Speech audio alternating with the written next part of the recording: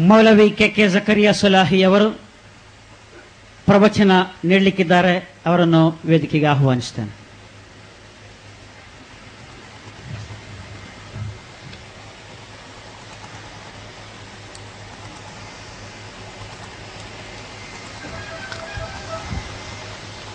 السلام عليكم ورحمة الله وبركاته. إن الحمد لله نحمده ونستعينه ونستغفره ونعوذ بالله من شرور أنفسنا ومن سيئات أعمالنا. من يهده الله فلا مضل له ومن يضلل فلا هادي له. وأشهد أن لا إله إلا الله وحده لا شريك له وأشهد أن محمدا عبده ورسوله. يا أيها الذين آمنوا اتقوا الله حق تقاته ولا تموتن إلا وأنتم مسلمون. يا أيها الناس اتقوا ربكم الذي خلقكم من نفس واحدة وخلق منها زوجها وبث منهما رجالا كثيرا ونساء واتقوا الله الذي تساءلون به والأرحام إن الله كان عليكم رقيبا. يا أيها الذين آمنوا اتقوا الله وقولوا قولا سديدا يصلح لكم أعمالكم ويغفر لكم ذنوبكم ومن يطع الله ورسوله فقد فاز فوزا عظيما. أما بعد فإن خير الحديث كتاب الله وأصدق السنن سنن محمد صلى الله عليه وسلم وشر الأمور محدثاتها وكل محدثة بدعة وكل بدعة ضلالة وكل ضلالة في النار. أعوذ بالله من الشيطان الرجيم. يريدون ليطفئوا نور الله بأفواههم والله متم نوره ولو كره الكافرون. പ്രിയമുള്ള സഹോദരി സഹോദരന്മാരെ, രക്ഷിതാക്കളെ, സലഫി പ്രസ്ഥാനത്തിന്റെ കർമ്മധീരരായ പ്രവർത്തകരെ, നാട്ടുകാരെ, പരമകാരുണികനും കരുണാനിധിയുമായ സർവലോക നിയന്താവായ അല്ലാഹു സുബ്ഹാനഹു വ തആലയുടെ എല്ലാ വിധിവിലക്കുകളും സൂക്ഷിച്ചുകൊണ്ട് ജീവിതത്തിന്റെ അവസാന നിമിഷം വരെയും പരിശുദ്ധ ദീനുൽ ഇസ്ലാമിനെ കൈവിടാതെ ജീവിക്കാൻ ശ്രമിക്കണേ എന്നാദ്യമായി ഗൗരവപൂർവം ഓർമ്മപ്പെടുത്തുകയാണ്. സലഫി പ്രസ്ഥാനം, തെറ്റിദ്ധാരണകളും വസ്തുതകളും എന്ന വിഷയത്തെക്കുറിച്ചാണ് എനിക്ക് നിങ്ങളോട് സംസാരിക്കാനുള്ളത്. എന്താണ് സലഫി പ്രസ്ഥാനം എന്ന് വ്യക്തമായി അറിയാത്ത ഒരുപാട് ആളുകൾ ഈ പ്രസ്ഥാനത്തിന്റെ ശത്രുക്കളിൽ നിന്നും ഈ പ്രസ്ഥാനത്തെക്കുറിച്ച് കേൾക്കുകയും അത് മുഖേന ഒരുപാട് തെറ്റിദ്ധാരണകളിൽ അകപ്പെട്ട് മാറി നിൽക്കുകയും ചെയ്യുന്ന കാഴ്ച നമുക്ക് ഒരുപാട് സ്ഥലങ്ങളിൽ കാണാൻ സാധിക്കും. പ്രത്യേകിച്ചും ഈ ആശയപ്രചരണം പുതുതായി കടന്നുവരുന്ന സ്ഥലങ്ങളിൽ ജനങ്ങളെ ഈ പ്രസ്ഥാനത്തിൽ നിന്നും അകറ്റി നിർത്തുവാൻ യാഥാസ്ഥിക പണ്ഡിതന്മാർ സ്വീകരിച്ചു വരുന്ന ഒരു സ്ഥിരം അടവാണ് ഇവർ അങ്ങനെയുള്ളവരാണ്, ഇങ്ങനെയുള്ളവരാണ്, അവരെ കൂടെ പോയിക്കൂടാ, കേട്ടുകൂടാ, അറിഞ്ഞുകൂടാ, അവർ ദീനിനെ പൊളിക്കുന്നവരാണ് എന്നിങ്ങനെയുള്ള പ്രചാരണങ്ങൾ നടത്തി സാധാരണക്കാരെ അകറ്റി നിർത്തുക എന്നത് ഇവരുടെ ഒരു സ്ഥിരം തന്ത്രമാണ്. ഇവിടെ നേരത്തെ സ്വാഗത പ്രസംഗത്തിൽ സൂചിപ്പിച്ചതുപോലെ ഒരു നോട്ടീസ് തന്നെ വിതരണം ചെയ്തിരിക്കുന്നു മുസ്ലിയാക്കന്മാർ. കന്നഡ ഭാഷയിലായതുകൊണ്ട് എനിക്ക് ചില സുഹൃത്തുക്കൾ അത് വായിച്ച് പരിഭാഷപ്പെടുത്തി തന്നു. ആ നോട്ടീസിൽ പ്രധാനമായും പറഞ്ഞിട്ടുള്ളത് ഇവർ വഹാബികളാണ്. വഹാബികൾ എന്ന് പറഞ്ഞാൽ മുസ്ലിം സമുദായത്തെ കാഫിറാക്കുന്നവരാണ്, മുസ്ലിം സമുദായത്തിൽ ഭീകരപ്രവർത്തനങ്ങൾ നടത്തുന്നവരാണ്, മുസ്ലിം സമുദായത്തിലെ ദർഗകൾ അടിച്ചുപൊളിക്കുന്നവരാണ് എന്ന് മാത്രമല്ല, മുസ്ലിം സമുദായത്തിൽ ഒരുപാട് ആളുകളെ അന്യായമായി കൊല ചെയ്ത, അന്യായമായി സ്വത്തുക്കൾ കൊള്ളയടിച്ച, മാത്രമല്ല ബ്രിട്ടീഷുകാരനായ ഹംഫർ എന്ന ചാരന്റെ ആ ചാരനുമായി ബന്ധപ്പെട്ട് ഇസ്ലാമിനെ പൊളിക്കാൻ ശ്രമിക്കുന്നവരാണ്. ഇതാണ് ആ നോട്ടീസിലെ പ്രധാനമായ വിഷയം. യഥാർത്ഥത്തിൽ സലഫി പ്രസ്ഥാനം എന്ന് പറഞ്ഞാൽ അഹ്ലുസുന്നത്ത് വൽ ജമാഅത്തിന് പുറത്താണ്. അതുകൊണ്ട് നിങ്ങളെല്ലാവരും നമ്മൾ ഇപ്പോഴുള്ള അഹ്ലുസുന്നത്തിൽ മുറുകെ പിടിച്ചോളൂ എന്നാണ് നോട്ടീസ് അവസാനിപ്പിക്കുന്നത്. യഥാർത്ഥത്തിൽ അഹ്ലുസുന്നത്ത് വൽ ജമാഅത്ത് എന്ന വാക്ക് ഇവർ കുത്തകയാക്കി വെച്ചിരിക്കുകയാണ്. അത് ഞങ്ങൾക്ക് മാത്രം പറയാനുള്ളതാണ്. പക്ഷേ അതങ്ങനെ ഒരു കുത്തക നാമമല്ല. അസുന്നത്തിന്റെയും അൽ ജമാഅത്തിന്റെയും ആളുകൾ എന്നാണ് അഹ്ലുസുന്നത്ത് വൽ ജമാഅത്തിന്റെ അർത്ഥം. അസുന്ന എന്ന് പറഞ്ഞാൽ നബിചര്യ, അൽ ജമാഅ എന്ന് പറഞ്ഞാൽ സഹാബികളുടെ സംഘം. അപ്പൊ നബിയുടെ ചര്യയും സഹാബികളുടെ ഏകകണ്ഠമായ അഭിപ്രായത്തെയും അവലംബിച്ചുകൊണ്ട് ജീവിക്കുന്ന, അതിനെ പിൻപറ്റുന്ന ആളുകൾക്ക് പറയുന്ന പേരാണ് അഹ്ലുസുന്നത്ത് വൽ ജമാഅ. അല്ലാതെ പേരെഴുതി മുതുക തൊട്ടിച്ചതുകൊണ്ട് അഹ്ലുസുന്നത്ത് വൽ ജമാഅ ആവില്ല. യഥാർത്ഥത്തിൽ ഇവിടുത്തെ സാധാരണക്കാർ ഇവർ തെറ്റിദ്ധരിപ്പിക്കുന്ന അതാണ്. നമ്മളാണ് യഥാർത്ഥ അഹ്ലുസുന്നത്ത് വൽ ജമാഅ. ഈ പേര് എങ്ങനെയാണ് ചരിത്രത്തിൽ ഉണ്ടായതെന്ന് നാം പഠിക്കേണ്ടതുണ്ട്. ബനൂ ഇസ്രായേൽ സമുദായം 72 കക്ഷികളായി പിരിഞ്ഞെങ്കിൽ സതഫ്തരിഖു ഉമ്മത്തി അലാ 73 ഫിർഖ, എന്റെ സമുദായം 73 കക്ഷികളായി പിരിയും, അതിലെല്ലാം നരകത്തിലാണ്, ഒന്ന് മാത്രമില്ല, വാഹിദ. അതേതാണെന്ന് ചോദിച്ചപ്പോൾ മാ അന അലൈഹിൽ യൗമ വഅസ്ഹാബി, ഇന്ന് ഞാനും എന്റെ സഹാബികളും ഏതൊരു നിലപാടിലാണോ ആ നിലപാടിൽ നിലകൊള്ളുന്നവരാണ് സ്വർഗത്തിൽ പോകുന്ന ഏക കക്ഷി എന്ന് അല്ലാഹുവിന്റെ റസൂൽ പറഞ്ഞു. അതിൽ നിന്നാണ് മാ അന അലൈഹി, ഞാൻ ഏതൊന്നിലാണോ അതാണ് അസ്സുന്ന, വഅസ്ഹാബി അതാണ് അൽ ജമാഅ. അപ്പൊ ആ ഹദീസിൽ നിന്ന് നമ്മുടെ മുൻഗാമികൾ നിർദ്ധരിച്ചെടുത്ത അല്ലെങ്കിൽ നിർദ്ധാരണം ചെയ്തെടുത്ത പേരാണ് അഹ്ലുസുന്നത്ത് വൽ ജമാഅ എന്നത്. ചില ആളുകൾ ചോദിക്കും, എന്തിനാണ് ഇപ്പൊ നമുക്ക് ആ പേര്? ഖുർആനിൽ ഇപ്പൊ നമ്മളെ കുറിച്ച് അഹ്ലുസുന്നത്ത് വൽ ജമാഅ എന്ന് പറഞ്ഞിട്ടില്ലല്ലോ, ഹദീസിലും അങ്ങനെ പറഞ്ഞിട്ടില്ലല്ലോ. മുത്തഖീൻ, മുഅ്മിനീൻ, മുഹ്സിനീൻ, മുഖ്ബിതീൻ, ഹിസ്ബുല്ലാ, ഔലിയാഉല്ലാ, ഇതൊക്കെ പോരെ, പിന്നെ എന്തിനാണ് ഒരു പുതിയ പേര്? ശരിയാണ്, മുസ്ലിമീനും മുഅ്മിനീനും മുത്തഖീനും ഒക്കെ മതിയായിരുന്നു ആദ്യകാലത്തെ മുസ്ലിമീങ്ങളെ ഉൾക്കൊള്ളാൻ. പക്ഷേ ആ നോട്ടീസിൽ പറഞ്ഞതുപോലെ തന്നെ റസൂലുള്ളാഹി സ്വല്ലല്ലാഹു അലൈഹി വസല്ലമയുടെ കാലശേഷം സഹാബികളുടെ കാലഘട്ടത്തിൽ തന്നെ പുതിയ പുതിയ കക്ഷികൾ ഉടലെടുക്കാൻ തുടങ്ങി. ഷിയാക്കൾ ഉണ്ടായി, ഖവാരിജികൾ ഉണ്ടായി. ഷിയാക്കൾ തന്നെ വേറെ കുറെ ഗ്രൂപ്പുകളായി മാറി. സൈദിയാക്കൾ ഉണ്ടായി, മുർജിയാക്കൾ ഉണ്ടായി, ഖദരിയാക്കൾ ഉണ്ടായി, മുശബ്ബിഹാക്കൾ ഉണ്ടായി. ഇങ്ങനെ പലവിധ കക്ഷികളും പാർട്ടികളും ഉണ്ടായി. എല്ലാവരും പറയുന്നു ഞങ്ങളും മുസ്ലിമാണ്, ഞങ്ങളും മുഅ്മിനാണ്, ഞങ്ങൾ അല്ലാഹുവിന്റെ റസൂലിന്റെ ആളുകളാണ് എന്ന് പറയാൻ തുടങ്ങി. സ്വാഭാവികമായും ഏതാണ് യഥാർത്ഥ മുസ്ലിം, ഏതാണ് റസൂലിനെ പിൻപറ്റുന്ന യഥാർത്ഥ കക്ഷി എന്ന് തിരിച്ചറിയാൻ പറ്റാത്ത വിധം കൂടിക്കുഴഞ്ഞു. അപ്പോൾ മുസ്ലിമീങ്ങൾ പ്രവാചകന്റെ പിൻഗാമികളെന്ന് അവകാശപ്പെടുന്ന യഥാർത്ഥ കക്ഷിയെ തിരിച്ചറിയാൻ വേണ്ടി ഒരു പ്രത്യേക നാമം സ്വീകരിക്കേണ്ടി വന്നു. ആ നാമം ഹദീസിൽ നിന്നും അവർ കണ്ടുപിടിച്ചതാണ് അഹ്ലുസുന്നത്ത് വൽ ജമാഅ എന്നത്. അപ്പൊ ഖദരിയാക്കളും ഖവാരിജിയാക്കളൊക്കെ അഹ്ലുസുന്നത്തിന്റെ പുറത്താണ്. അപ്പൊ അഹ്ലുസുന്നത്താണോ അല്ലേ എന്നതിന്റെ മാനദണ്ഡം എന്താണ്? വിശ്വാസങ്ങളും ആചാരങ്ങളും നമുക്ക് പരിശോധിക്കുക. റസൂല് കാണിച്ചു തന്നതും സഹാബത്ത് ഉൾക്കൊണ്ടതുമായ വിശ്വാസമാണോ നമ്മുടേത് എങ്കിൽ നമ്മൾ അഹ്ലുസുന്നത്ത് വൽ ജമാഅത്താണ്. അല്ല, നമ്മുടെ വിശ്വാസത്തിലും ആചാരത്തിലും റസൂല് പഠിപ്പിക്കാത്ത, സഹാബികൾ കാണിച്ചു തരാത്ത പുതിയത് വല്ലതും കടന്നുകൂടിയിട്ടുണ്ടോ എങ്കിൽ നമ്മൾ അഹ്ലുസുന്നത്തിന് പുറത്താണ്. നമ്മൾ എന്ത് പേര് വെച്ച് കെട്ടിയാലും ശരി. യഥാർത്ഥത്തിൽ സലഫികൾ മാത്രമാണ് ഈ പേരിൽ നിന്ന് 100% അർഹിക്കാവുന്ന ഒരേ ഒരു വിഭാഗം ഇന്ന് ലോകത്തുള്ളൂ. കാരണം സലഫികൾ എന്ന് പറഞ്ഞാൽ തന്നെ അതിന്റെ അർത്ഥം എന്താ? സലഫ് എന്ന് പറഞ്ഞാൽ ആരാണ്? ഈ സമുദായത്തിൽ ആദ്യത്തെ 3 തലമുറയിൽപ്പെട്ടവരാണ്. ഖൈറു ഉമ്മത്തി ഖർനി തുമ്മല്ലദീന യലൂനഹും തുമ്മല്ലദീന യലൂനഹും, എന്റെ സമുദായത്തിൽ ഏറ്റവും ഉത്തമർ എന്റെ കൂടെ ജീവിച്ച തലമുറയാണ്, അതായത് സഹാബികളുടെ തലമുറ. റസൂൽ പറയാണ്. പിന്നെ അതിനടുത്ത് താബിഈങ്ങൾ, പിന്നെ അതിനടുത്ത് താബിഉ താബിഈങ്ങൾ. ഈ 3 തലമുറയിൽ ജീവിച്ച സഹാബികൾ, താബികൾ, താബിഉ താബികൾ എന്ന് പറയുന്ന ഉത്തമരിൽ ഉത്തമരായ ഈ സമുദായത്തിലെ മാതൃകാ പുരുഷന്മാർ അവരെങ്ങനെ വിശ്വസിച്ചു, അവരെന്തെല്ലാം കാണിച്ചു തന്നു, അതിനെ അവലംബിച്ച് ജീവിക്കുന്നവർക്ക് പറയുന്ന പേരാണ് സലഫികൾ എന്ന്. ഫഇൻ ആമനൂ ബിമിത്ലി മാ ആമൻതും ബിഹി ഫഖദ് ഇഹ്തദൗ. അഹ്ലി കിതാബിനോട് അല്ലാഹു പറയുകയാണ്, ആ സഹാബികൾ വിശ്വസിച്ചതുപോലെ നിങ്ങളും വിശ്വസിച്ചാൽ അവർ സന്മാർഗം പ്രാപിച്ചു. അഹ്ലി കിതാബേ, നിങ്ങൾ സന്മാർഗം പ്രാപിക്കും. വഇദാ ഖീല ലഹും ആമിനൂ കമാ നാസ് ഖാലു അനുമിനു കമാ ആമന സുഫഹാ.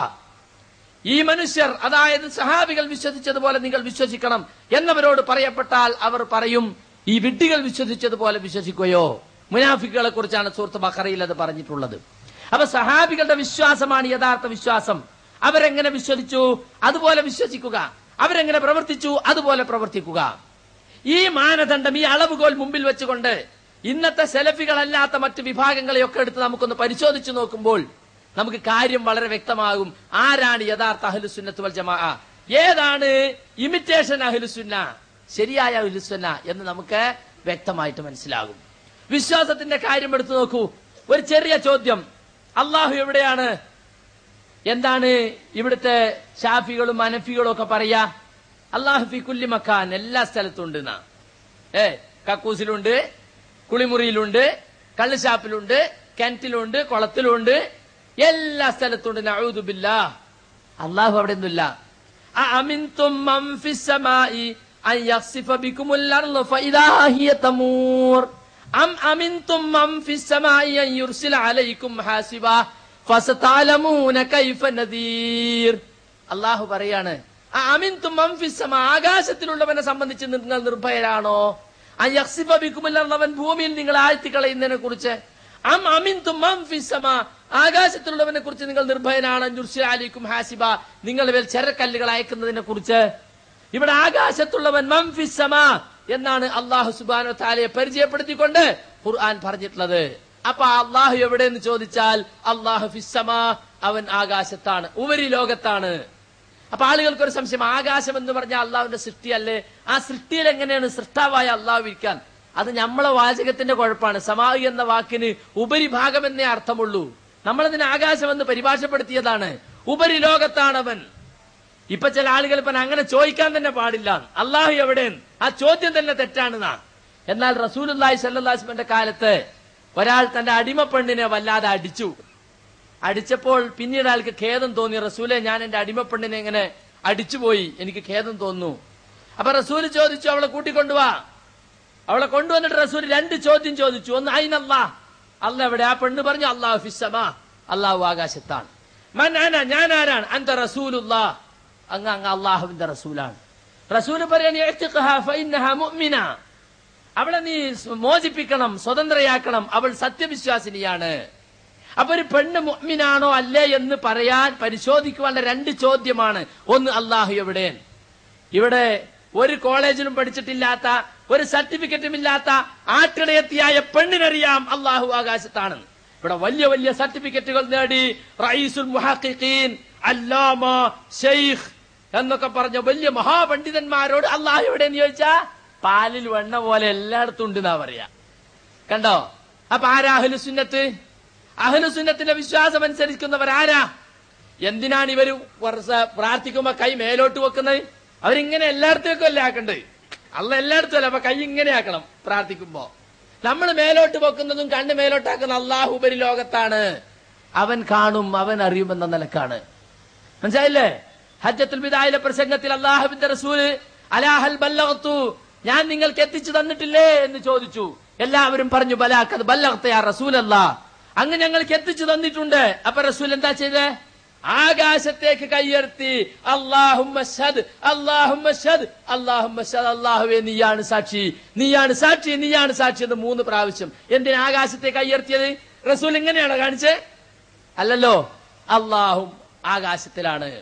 അപ്പൊ വിശ്വാസത്തിന്റെ കാര്യത്തിൽ അശ്അരിയാക്കളും മാതുരിദിയാക്കളും ഒക്കെ സലഫി വിശ്വാസത്തിൽ അകന്നു പോയവരും അഹ്ലുസുന്നത്തിന്റെ വിശ്വാസവുമായി ബന്ധമില്ലാത്തവരുമാണ് എന്ന് നമുക്ക് കാണാൻ സാധിക്കും. പിന്നെ തൗഹീദുൽ അസ്മാഉ വസിഫാത്ത് എന്ന് പറയുന്ന തൗഹീദിന്റെ ഈ ഭാഗം തന്നെ അവർക്ക് അറിഞ്ഞുകൂടാ. അള്ളാഹു ആ 1/3 ഭാഗം, രാത്രിയുടെ 1/3 ഭാഗം ബാക്കിയുള്ളപ്പോൾ അള്ളാഹു ഏറ്റവും അടുത്ത ആകാശത്തിലേക്ക് ഇറങ്ങി വരും. എന്നിട്ട് പ്രാർത്ഥിക്കുന്നവർക്ക്, ചോദിക്കുന്നവർക്ക് ഞാൻ ഉത്തരം ചെയ്യും, ഇസ്തിഗ്ഫാർ നടത്തി പാപമോചനത്തിന് അപേക്ഷിക്കുന്നവർക്ക് ഞാൻ പുറത്തു കൊടുക്കുമെന്ന് പറയുമെന്ന് ഒരുപാട് സഹാബികൾ ഉദ്ധരിച്ചിട്ടുണ്ട്. തഹജ്ജുദ് നമസ്കാരത്തിന്റെ പ്രാധാന്യം പറയുന്നിടത്ത് നിങ്ങൾ അത് കേട്ട് കാണും. പക്ഷേ ഇവർ പറയുന്ന അള്ളാഹു ഇറങ്ങുമെന്ന് പറഞ്ഞാൽ അവന്റെ റഹ്മത്ത് ഇറങ്ങുന്നതാണ്, അള്ളാഹ് ഇറങ്ങൂല. വജാ റബ്ബുക, നിന്റെ റബ്ബ് വന്നു എന്നാണ്. വജാ അംറു റബ്ബിക, നിന്റെ റബ്ബിന്റെ അമ്രു വന്നു എന്നാണ്. ഇത് സഹാബികളെ വിശ്വാസമാണോ? സഹാബികൾ ആരെങ്കിലും അങ്ങനെ അള്ളാഹുവിന്റെ അസ്മാകളെയോ അവന്റെ സിഫാത്തുകളോ അവന്റെ വിശേഷണങ്ങളെയോ ഇങ്ങനെ വ്യാഖ്യാനിച്ചിട്ടുണ്ടോ? വ്യാഖ്യാനിക്കാൻ പാടില്ല എന്നാണ് സഹാബികൾ പറഞ്ഞിട്ടുള്ളത്. ഖുർആൻ അവതരിക്കുന്ന കാലഘട്ടത്തിൽ ഏതൊരർത്ഥത്തിൽ അതറിയപ്പെട്ടുവോ അതേ അർത്ഥത്തിൽ തന്നെ സ്വീകരിക്കുകയല്ലാതെ അതിന് വ്യാഖ്യാനം പറയാൻ പാടില്ല. വസിഅ കുർസിയ്യുഹു സമാവാത് വൽ അർദ്, അല്ലാഹുവിന്റെ കുർസി ആകാശഭൂമികൾ കണക്കെ വിശാലമാണ് എന്ന് പറഞ്ഞപ്പോൾ അത് അള്ളാന്റെ ആധിപത്യം എന്നാണ് അർത്ഥം. കണ്ടോ? ഇതാരാ പറഞ്ഞത്? ഇതാരാണ് പറഞ്ഞത്? ഇസ്തവ അലൽ അർശ്, അള്ളാഹുവിന്റെ സിംഹാസനത്തിൽ ആരൂഢനായി എന്ന് പറഞ്ഞാൽ എന്താ പറയാ? അത് അള്ളാഹു ലോകത്തിന്റെ ആധിപത്യ സ്ഥാനം കരസ്ഥമാക്കി എന്നാണ് അർത്ഥം. ഇസ്തൗല എന്നാണ് അർത്ഥം എന്ന് ചില ആളുകൾ പറഞ്ഞിട്ടുണ്ട്. ഇതെല്ലാം സലഫി വിശ്വാസത്തിന് ഘടകവിരുദ്ധമാണ്. അഹ്ലുസുന്നത്ത് വൽ ജമാഅത്ത് എന്ന് പറയുന്ന സഹാബികളെയും നബിയെയും അവലംബിച്ചവരെന്ന് പറയുന്നവർ യഥാർത്ഥത്തിൽ ഈ വിശ്വാസം പഠിക്കേണ്ടതുണ്ട്. അപ്പൊ വിശ്വാസത്തിന്റെ കാര്യത്തിൽ അവരെ കാര്യം അബദ്ധമാണ്. ഇനി തൗഹീദുൽ ഉലൂഹിയത്തിന്റെ കാര്യം എടുത്ത് പരിശോധിച്ചു നോക്കുക. ഇബാദത്ത് അല്ലാഹുവിന് മാത്രമാക്കുക എന്ന ലാ ഇലാഹ ഇല്ലല്ലാഹയുടെ താൽപര്യമായ തൗഹീദുൽ ഉലൂഹിയ, അതിലോ സഹാബികൾ ആരെങ്കിലും തങ്ങളുടെ മുമ്പുള്ളവർ ആരെങ്കിലും വിളിച്ച് പ്രാർത്ഥിച്ചിട്ടുണ്ടോ? ഇവര് ഇവിടെ നീളം വിളിച്ച് പ്രാർത്ഥിച്ചുകൊണ്ടിരിക്കല്ലേ. അള്ളാഹുവിന്റെ പുറമെ അമ്പിയാക്കൾ, ഔലിയാക്കൾ, ശുഹദാക്കൾ, സാലിഹീൻ അല്ലേ? കേരളത്തിലാണെങ്കിൽ മമ്പറത്തെ തങ്ങളെ രക്ഷിക്കണേ എന്ന് പറയും. നിങ്ങളെവിടെയെങ്കിലും ഉള്ള ആള് മദനിയെ രക്ഷിക്കണേ എന്ന് പറയും അല്ലേ? അള്ളാഹുവിന്റെ റസൂലോ അവിടുത്തെ സഹാബികളോ മുമ്പ് മരിച്ചുപോയ ഏതെങ്കിലും അമ്പിയാക്കളെയോ ഔലിയാക്കളെയോ ശുഹദാക്കളെയോ സാലികളെ വിളിച്ച് പ്രാർത്ഥിച്ചിട്ടുണ്ടോ? ഒരൊറ്റ തെളിവ് സഹിഹായി ഉദ്ധരിക്കാൻ ഇവർക്ക് സാധിക്കുകയില്ല. ഞങ്ങൾ അഹ്ലുസുന്നത്താണ് എന്ന് പെരുമ്പറയടിച്ച് നടന്നാ പോരാ. അഹ്ലുസുന്നത്തിന്റെ സ്വഭാവം എന്താണ്? അള്ളാഹുവിന്റെ റസൂലിന്റെ ജീവിതത്തിൽ എന്തെല്ലാം പ്രശ്നങ്ങൾ ഉണ്ടായി. ബദറും മുഹദും ഖന്തക്കും ഹൈബറും ഉണ്ടായി. തന്റെ മുമ്പ് വഫാത്തായി പോയ ഏതെങ്കിലും ഒരു റസൂലിനെ വിളിച്ച് സഹായം തേടിയിട്ടുണ്ടോ? ഇസ്തിഗാഥ നടത്തിയിട്ടുണ്ടോ? ഒരു ഇസ്തിഗാഥയെ എതിർക്കുന്നു എന്നാണ്. ശരിയാണ്, ഇസ്തിഗാഥയെ എതിർക്കുന്നു. മനുഷ്യർ പരസ്പരമുള്ള ഇസ്തിഗാഥയെ, മനുഷ്യ കഴിവിൽപ്പെട്ട കാര്യങ്ങളിൽ അങ്ങോട്ടും ഇങ്ങോട്ടും സഹായം ചോദിക്കുന്നതിനെ ആരും എതിർത്തിട്ടില്ല. അത് എതിർക്കേണ്ട കാര്യവുമില്ല. വതആവനു അലൽ ബിർരി വത്തഖ്വ വലാ തആവനു അലൽ ഇത്മി വൽഉദ്വാൻ. പുണ്യത്തിലും ഭക്തിയിലും നിങ്ങൾ പരസ്പരം സഹായിക്കുക. അതേസമയം ശത്രുതാപരമായ കാര്യങ്ങളിൽ, കുറ്റകരമായ പ്രവർത്തനങ്ങളിൽ നിങ്ങൾ പരസ്പരം സഹായിക്കാൻ പാടില്ല എന്നാണ് ഖുർആൻ പറയുന്നത്. അപ്പൊ മനുഷ്യർ പരസ്പരം സഹായിക്കണമെന്നത് ഖുർആന്റെ താല്പര്യമാണ്. വല്ലാഹു ഫി ഔനിൽ അബ്ദ് മാ കാന അബ്ദു ഫി ഔനി അഖീഹി. നിങ്ങൾ നിങ്ങളെ സഹോദരനെ സഹായിക്കുമ്പോൾ അള്ളാഹു നിങ്ങളെ സഹായിക്കുന്നതാണ്. വളരെ വ്യക്തമായി തന്നെ ഖുർആനിലും ഹദീസിലും പറയപ്പെട്ടിട്ടുള്ള സംഗതിയാണ് പരസ്പര സഹായം ചെയ്യണമെന്നും അതിന് പ്രോത്സാഹിപ്പിക്കണമെന്നുള്ളതും. നിങ്ങൾ ആലോചിച്ചു നോക്കുക. ഇവിടെ നാം ഒരിക്കൽ ഒരു കാര്യത്തിലും നമ്മൾ എതിർക്കേണ്ട കാര്യമില്ല മനുഷ്യർ പരസ്പരം സഹായം ചോദിക്കുന്നതിന്. പക്ഷെ അതിന്റെ മറവിൽ ഇവരെന്ത് ചെയ്യുന്നു? അമ്പിയാക്കളെയും ഔലിയാക്കളെയും വിളിച്ച് പ്രാർത്ഥിക്കുന്നതിന് ഇസ്തിഗാഥ എന്ന് പേരിട്ടുകൊണ്ട് ഞങ്ങൾ ആ ചെയ്യുന്നത് ആ ഇസ്തിഗാഥയാണ് എന്ന് പറഞ്ഞ് സാധാരണക്കാരെ തെറ്റിദ്ധരിപ്പിക്കുകയാണ് യഥാർത്ഥത്തിൽ ചെയ്യുന്നത്. യഥാർത്ഥത്തിൽ അങ്ങനെയാണോ? അള്ളാഹുവിനോട് മാത്രം ചോദിക്കേണ്ട കാര്യങ്ങൾ അവന്റെ സൃഷ്ടികളോട് ചോദിക്കുക എന്ന കടുത്ത ശിർക്കാണ് യഥാർത്ഥത്തിൽ ഇവർ ചെയ്തുകൊണ്ടിരിക്കുന്നത്. അള്ളാഹുവിനോട് ചോദിക്കണം, രോഗം മാറ്റിത്തരണേ, എനിക്കൊരു സന്താനത്തെ തരണേ, എന്നെ ഹിദായത്തിലാക്കണേ എന്നിങ്ങനെ അള്ളാഹുവിനോട് ചോദിക്കേണ്ട കാര്യം അവന്റെ സൃഷ്ടികളോട് ചോദിക്കുന്നു. സഹാബികൾ കാണിച്ചു തന്നിട്ടുണ്ടോ? റസൂൽ കാണിച്ചു തന്നിട്ടുണ്ടോ? ഇപ്പൊ മഹാന്മാരെ കൂട്ടത്തിൽ ഏറ്റവും വലിയ മഹാൻ അഷ്റഫുൽ ബശറായ റസൂലുള്ളാഹി സ്വല്ലല്ലാഹി അലൈഹി വസല്ലമയാണ്. റസൂലുള്ളാഹി വഫാത്തായി കിടക്കുമ്പോ അവിടുത്തെ ഭൗതിക ശരീരം മറവ് ചെയ്തിട്ടില്ല. അതിനു മുമ്പേ സഹാബികൾക്കിടയിൽ അഭിപ്രായ വ്യത്യാസമുണ്ടായി. ആരായിരിക്കണം ഖലീഫ? ആർക്കെങ്കിലും പോയി ചോദിച്ചാൽ പോരെ, റസൂലെ ഒന്ന് പറഞ്ഞാട്ടെ. മരിച്ചൊരു കേൾക്കും, മരിച്ചൊരു കാണും, മരിച്ചൊരു വർത്താനം പറയും, നടക്കും, ഇരിക്കും, ഓടും, കുടിക്കും, പിടിക്കും, നടക്കും, എല്ലാം മരിച്ചവർ ചെയ്യുന്നതാണ് ഇപ്പോ ഖുറാഫികള്, സൈദികളും സഖാഫികളും ദാരിമികളും ഇപ്പോ നാട്ടിലാകെ പ്രചരിപ്പിച്ചുകൊണ്ടിരിക്കുന്നത്. എന്നാൽ റസൂലിനോട് നിങ്ങൾ പോയി ചോദിച്ചാൽ പോരെ? റസൂലിനെ ഇടപെട്ട് സംസാരിച്ചുകൂടെ? നിങ്ങൾ എന്തിനാ തർക്കിക്കാൻ നിൽക്കുന്നത്? അബൂബക്കർ ആകട്ടെ ഖലീഫ എന്നങ്ങോട്ട് പറഞ്ഞാൽ പോരെ? പറഞ്ഞോ? ഉണ്ടായില്ല. പിന്നെ റസൂലിനെ എവിടെ മറവ് ചെയ്യണം എന്നതിനെ കുറിച്ചും തർക്കമുണ്ടായി. അവസാനം അവർക്ക് ഹദീസ് ഓർമ്മ വന്നു. ഒരു നബി എവിടെ വെച്ച് മരിച്ചോ അവിടെ തന്നെയാണ് ഖബർ ഒഴിക്കേണ്ടത്. റസൂൽ കിടന്നിരുന്ന കട്ടിൽ മാറ്റിയിട്ട് അവിടെ തന്നെ ഖബർ കുറിച്ച് ലഹദിലാക്കിയിട്ട് അവിടെ റസൂലുള്ളാഹിനെ മറവ് ചെയ്തു. അപ്പൊ ഇങ്ങനത്തെ പ്രശ്നങ്ങൾ കഴിഞ്ഞു. പിന്നെ സഹാബികൾക്കിടയിൽ രാഷ്ട്രീയമായ അഭിപ്രായ വ്യത്യാസങ്ങൾ ഉണ്ടായി. സഹാബികൾ രണ്ട് ചേരികളിലായി നിന്ന് യുദ്ധം വരെ ഉണ്ടാകുന്ന ഘട്ടമെത്തി. എന്നിട്ട് റസൂലിനോട് പോയി ചോദിച്ചോ, ഏതാണ് ഇതിൽ റസൂലെ സത്യത്തിന്റെ കക്ഷി? ചോദിച്ചില്ല, ആരും ചോദിച്ചില്ല. അപ്പൊ ഇതെന്ത് മനസ്സിലാക്കണം നമ്മള്? റസൂലുള്ളാഹി സ്വല്ലല്ലാഹു അലൈഹി വസല്ലം വഫാത്തായി പോയാൽ പിന്നെ അദ്ദേഹത്തോട് വിളിച്ചു തേടിയിട്ട് കാര്യമില്ല, അദ്ദേഹത്തിന് കാര്യങ്ങൾ മനസ്സിലാക്കാൻ കഴിയില്ല എന്നറിയുന്നത് കൊണ്ടാണ് സഹാബികൾ അങ്ങനെ പെരുമാറിയത്. ഇവരെല്ലാ കാര്യങ്ങളും മരിച്ചുപോയ അമ്പിയാക്കളോട് ചോദിച്ചുകൊണ്ടിരിക്കുകയാണ്. അപ്പൊ അഹ്ലുസുന്നത്താകാൻ ഇവർക്ക് എന്താ അർഹതയാണുള്ളത്? അഹ്ലുസുന്നത്താകണമെങ്കിൽ ഒന്ന് റസൂല് ചെയ്തിരിക്കണം, സഹാബത്ത് കാണിച്ചെന്നിരിക്കണം. അവരാരെങ്കിലും മരിച്ചവരെ വിളിച്ച് പ്രാർത്ഥിച്ചിട്ടുണ്ടോ? മരിച്ചവരെ വരെ നേർച്ച വഴിപാടുകൾ നടത്തിയിട്ടുണ്ടോ? ഉള്ളാളത്തുക്കുള്ള ആട്, ഉള്ളാളത്തുക്കുള്ള പോത്ത് എന്ന് പറഞ്ഞിട്ട് ഒന്നിനെ നേർന്ന് വിടുകയാണ്. അതങ്ങ് എത്തിക്കൊള്ളുന്നാണ് പണ്ടൊക്കെ വെപ്പ്. ഇപ്പൊ എത്തൂല. ഇപ്പൊ പറയല് ഇത്രാം ദിവസം നേർച്ച നടക്കാൻ പോവുകയാണ്, നേർച്ചയിലേക്ക് കൊണ്ടുവരേണ്ട ആടുകളെ നേരിട്ട് എത്തിക്കേണ്ടതാണ്. കണ്ടോ? മുമ്പങ്ങ് അയച്ചുവിട്ട് അവിടെ എത്തുന്നായിരുന്നു, ഇപ്പൊ എത്തുന്നില്ല. പിന്നെയോ ആരും നിങ്ങളെ സമീപിച്ച് സംഭാവന ചോദിച്ചാൽ നേർച്ചയ്ക്ക് സംഭാവന കൊടുക്കരുത്. നേർച്ചയ്ക്ക് വേണ്ടി പിരിക്കാൻ നമ്മൾ ആരെയും ചുമതലപ്പെടുത്തിയിട്ടില്ല. അതൊക്കെ കണ്ടെത്താൻ കഴിയുന്ന മൂപ്പരവിടെ കിടക്കുക. മൂപ്പർക്ക് ഇപ്പൊ കഴിയുന്നില്ല. മൂപ്പര് വോൾട്ടേജ് കുറഞ്ഞുപോയി. കണ്ട നിങ്ങള്.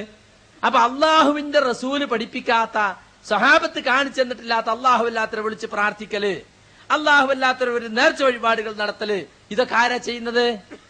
ഇതൊക്കെ അഹ്ലുൽ സുന്നത്താണോ? ഇല്ല, ഇത് അഹ്ലുൽ ബിദ്അത്താണ്. അഹ്ലുൽ ബിദ്അത്ത് വൽ ഖുറാഫാത്ത് എന്നാണ് യഥാർത്ഥത്തിൽ ഇവർക്ക് പറയേണ്ടത്. അഹ്ലുൽ സുന്നത്ത് വൽ ജമാഅത്ത് അല്ല. മനസ്സിലായില്ലേ? അപ്പൊ സുഹൃത്തുക്കളെ, യഥാർത്ഥത്തിലുള്ള അഹ്ലുൽ സുന്നത്ത് വൽ ജമാഅത്ത് നമ്മളാണ്. നമ്മൾ അള്ളാഹുവിനോട് മാത്രം പ്രാർത്ഥിക്കുന്നു, അവന്റെ പേരിൽ മാത്രം നേർച്ച വഴിപാടുകൾ നടത്തുന്നു, അവനെ പിടിച്ച് മാത്രം സത്യം ചെയ്യുന്നു.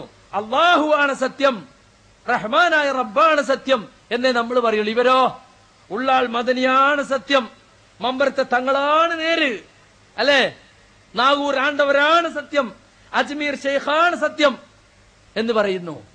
എന്താണ് റസൂൽ പറഞ്ഞത്? മൻ കാന ഹാലിഫൻ ഫൽയഹ്ലിഫ് ബില്ലാഹ്, ആരെങ്കിലും സത്യം ചെയ്യുകയാണെങ്കിൽ അള്ളാഹുവിന്റെ പേര് സത്യം ചെയ്യട്ടെ.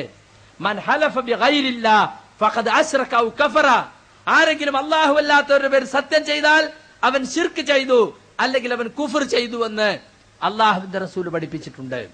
പിന്നെ രോഗം വന്ന ഐക്കല്ല്, ഏലസ്, ഉറുക്ക്, മന്ത്രം, തന്ത്രം, ഇതൊക്കെ ആരാ ചെയ്തുകൊണ്ടിരിക്കുന്നത്? റസൂൽ പഠിപ്പിച്ചത് രോഗം വന്നാൽ നിങ്ങൾ ചികിത്സിക്കണം. തദാവൗ, നിങ്ങൾ ചികിത്സിക്കണം. ഫഇന്നല്ലാഹ ലം യൻസിൽ ദാഅൻ ഇല്ലാ അൻസല ലഹു ദവാഅ, അല്ലാഹു ഒരു രോഗം ഇറക്കിയിട്ടുണ്ടോ അതിന് പ്രത്യൗഷധവും ഇറക്കിയിട്ടുണ്ട്.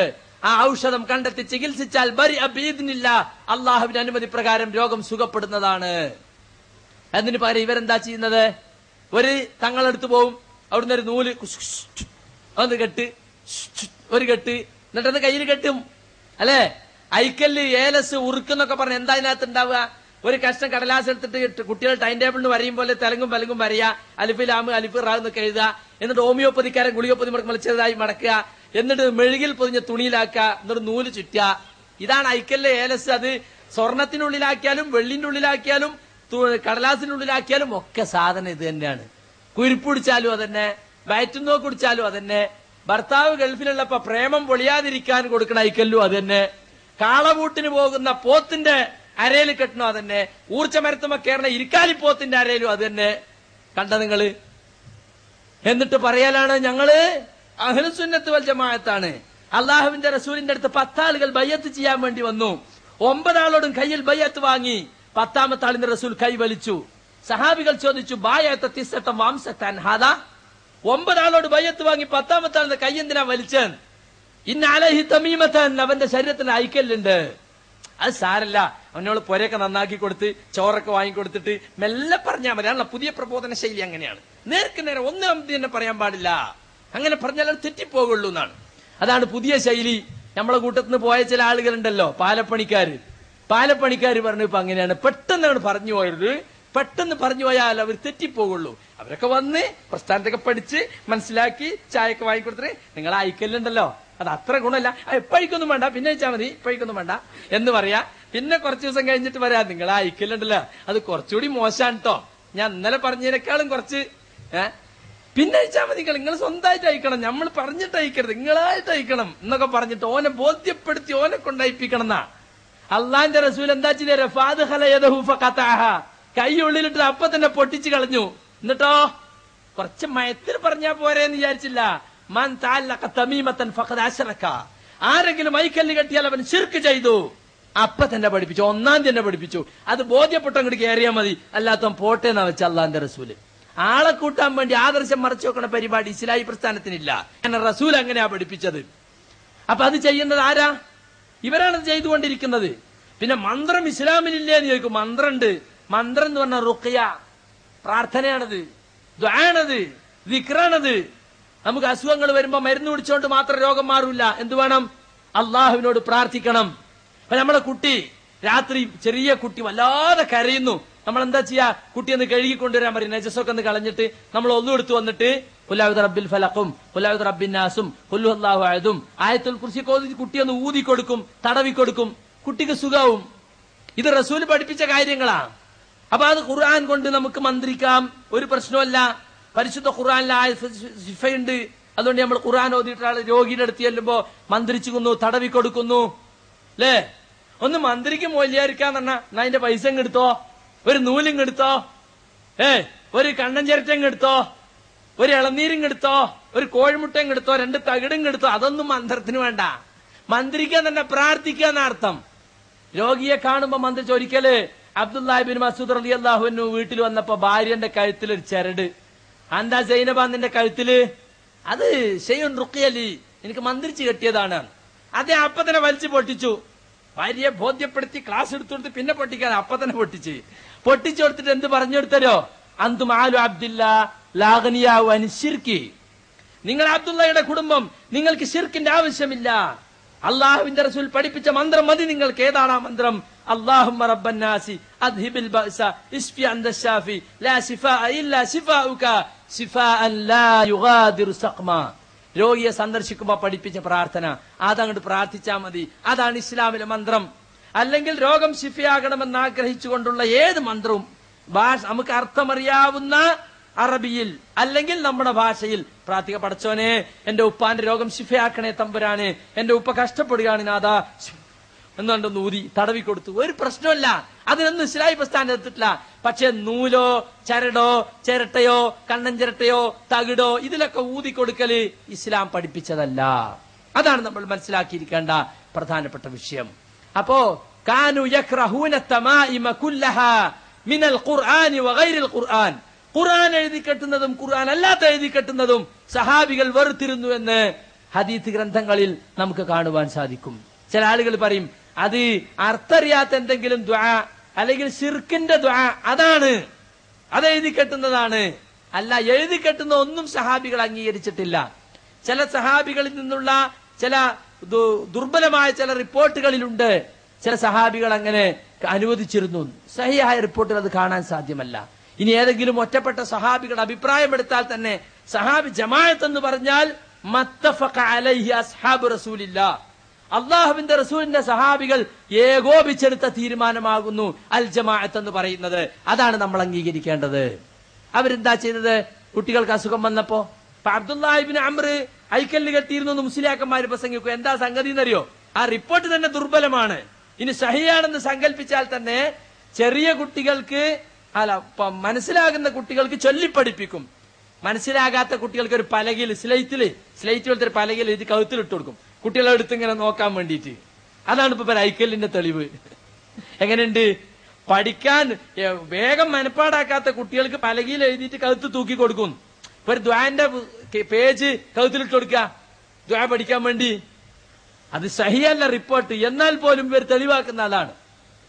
അപ്പോ അഹ്ലുസുന്നത്ത് വൽ ജമാഅത്ത് എന്ന് പറഞ്ഞാൽ രോഗം വരുമ്പോ മരുന്ന് കഴിക്കുക, ഡോക്ടറെ സമീപിക്കുക, പഥ്യങ്ങൾ ആചരിക്കുക, അതൊക്കെ ചെയ്യുന്നതോടൊപ്പം അള്ളാഹുവിനോട് പ്രാർത്ഥിക്കുക. അള്ളാഹും അവന്റെ റസൂലും പഠിപ്പിച്ചിട്ടുള്ള പ്രാർത്ഥനകള് ദിക്റുകള് ചൊല്ലുക. അതാണ് മന്ത്രം എന്ന് പറയുന്നത്. ആരിദു അലയ്യ റുഖാക്കും, നിങ്ങൾ നിങ്ങളെ മന്ത്രം എനിക്ക് കാണിച്ചു തരിക. ജാഹിലിയ കാലത്തുള്ള ജീവിച്ചിട്ട് സഹാബികളോട് പറഞ്ഞാണ്. അപ്പൊ അവർ പറഞ്ഞു ഞങ്ങൾ ഇന്ന മന്ത്രങ്ങളൊക്കെ ചെയ്യാറുള്ളത്. റസൂൽ പറഞ്ഞെടുത്തു ലാ ബഅസ ബിർറുഖാ മാ ലം യകുൻ ഫീഹി ശിർകുൻ, ശിർക്കില്ല എങ്കിൽ നിങ്ങളെ മന്ത്രത്തിൽ യാതൊരു കുഴപ്പവുമില്ല. അപ്പൊ നമുക്ക് മലയാളത്തിൽ ഏത് പ്രാർത്ഥന നടത്താം, പക്ഷേ ശിർക്ക് വരാൻ പാടില്ല. നമുക്ക് അർത്ഥമറിയാത്ത എന്തായി പറഞ്ഞ് ആർക്കും അറിയോ? വെറുതെ എങ്ങനെ കുശു കുശു എന്ന് പറയാം. അപ്പൊ അതിൽ ഇടയ്ക്കൊരു യാസീനോ ഒരു കൊണ്ടാവും. കൂട്ടത്തില് എന്തുണ്ടാവും? അള്ളാഹു അല്ലാത്ത വിളിച്ച് ഇസ്തിഗാസ നടത്തുന്ന ദുആ ഉണ്ടാവും.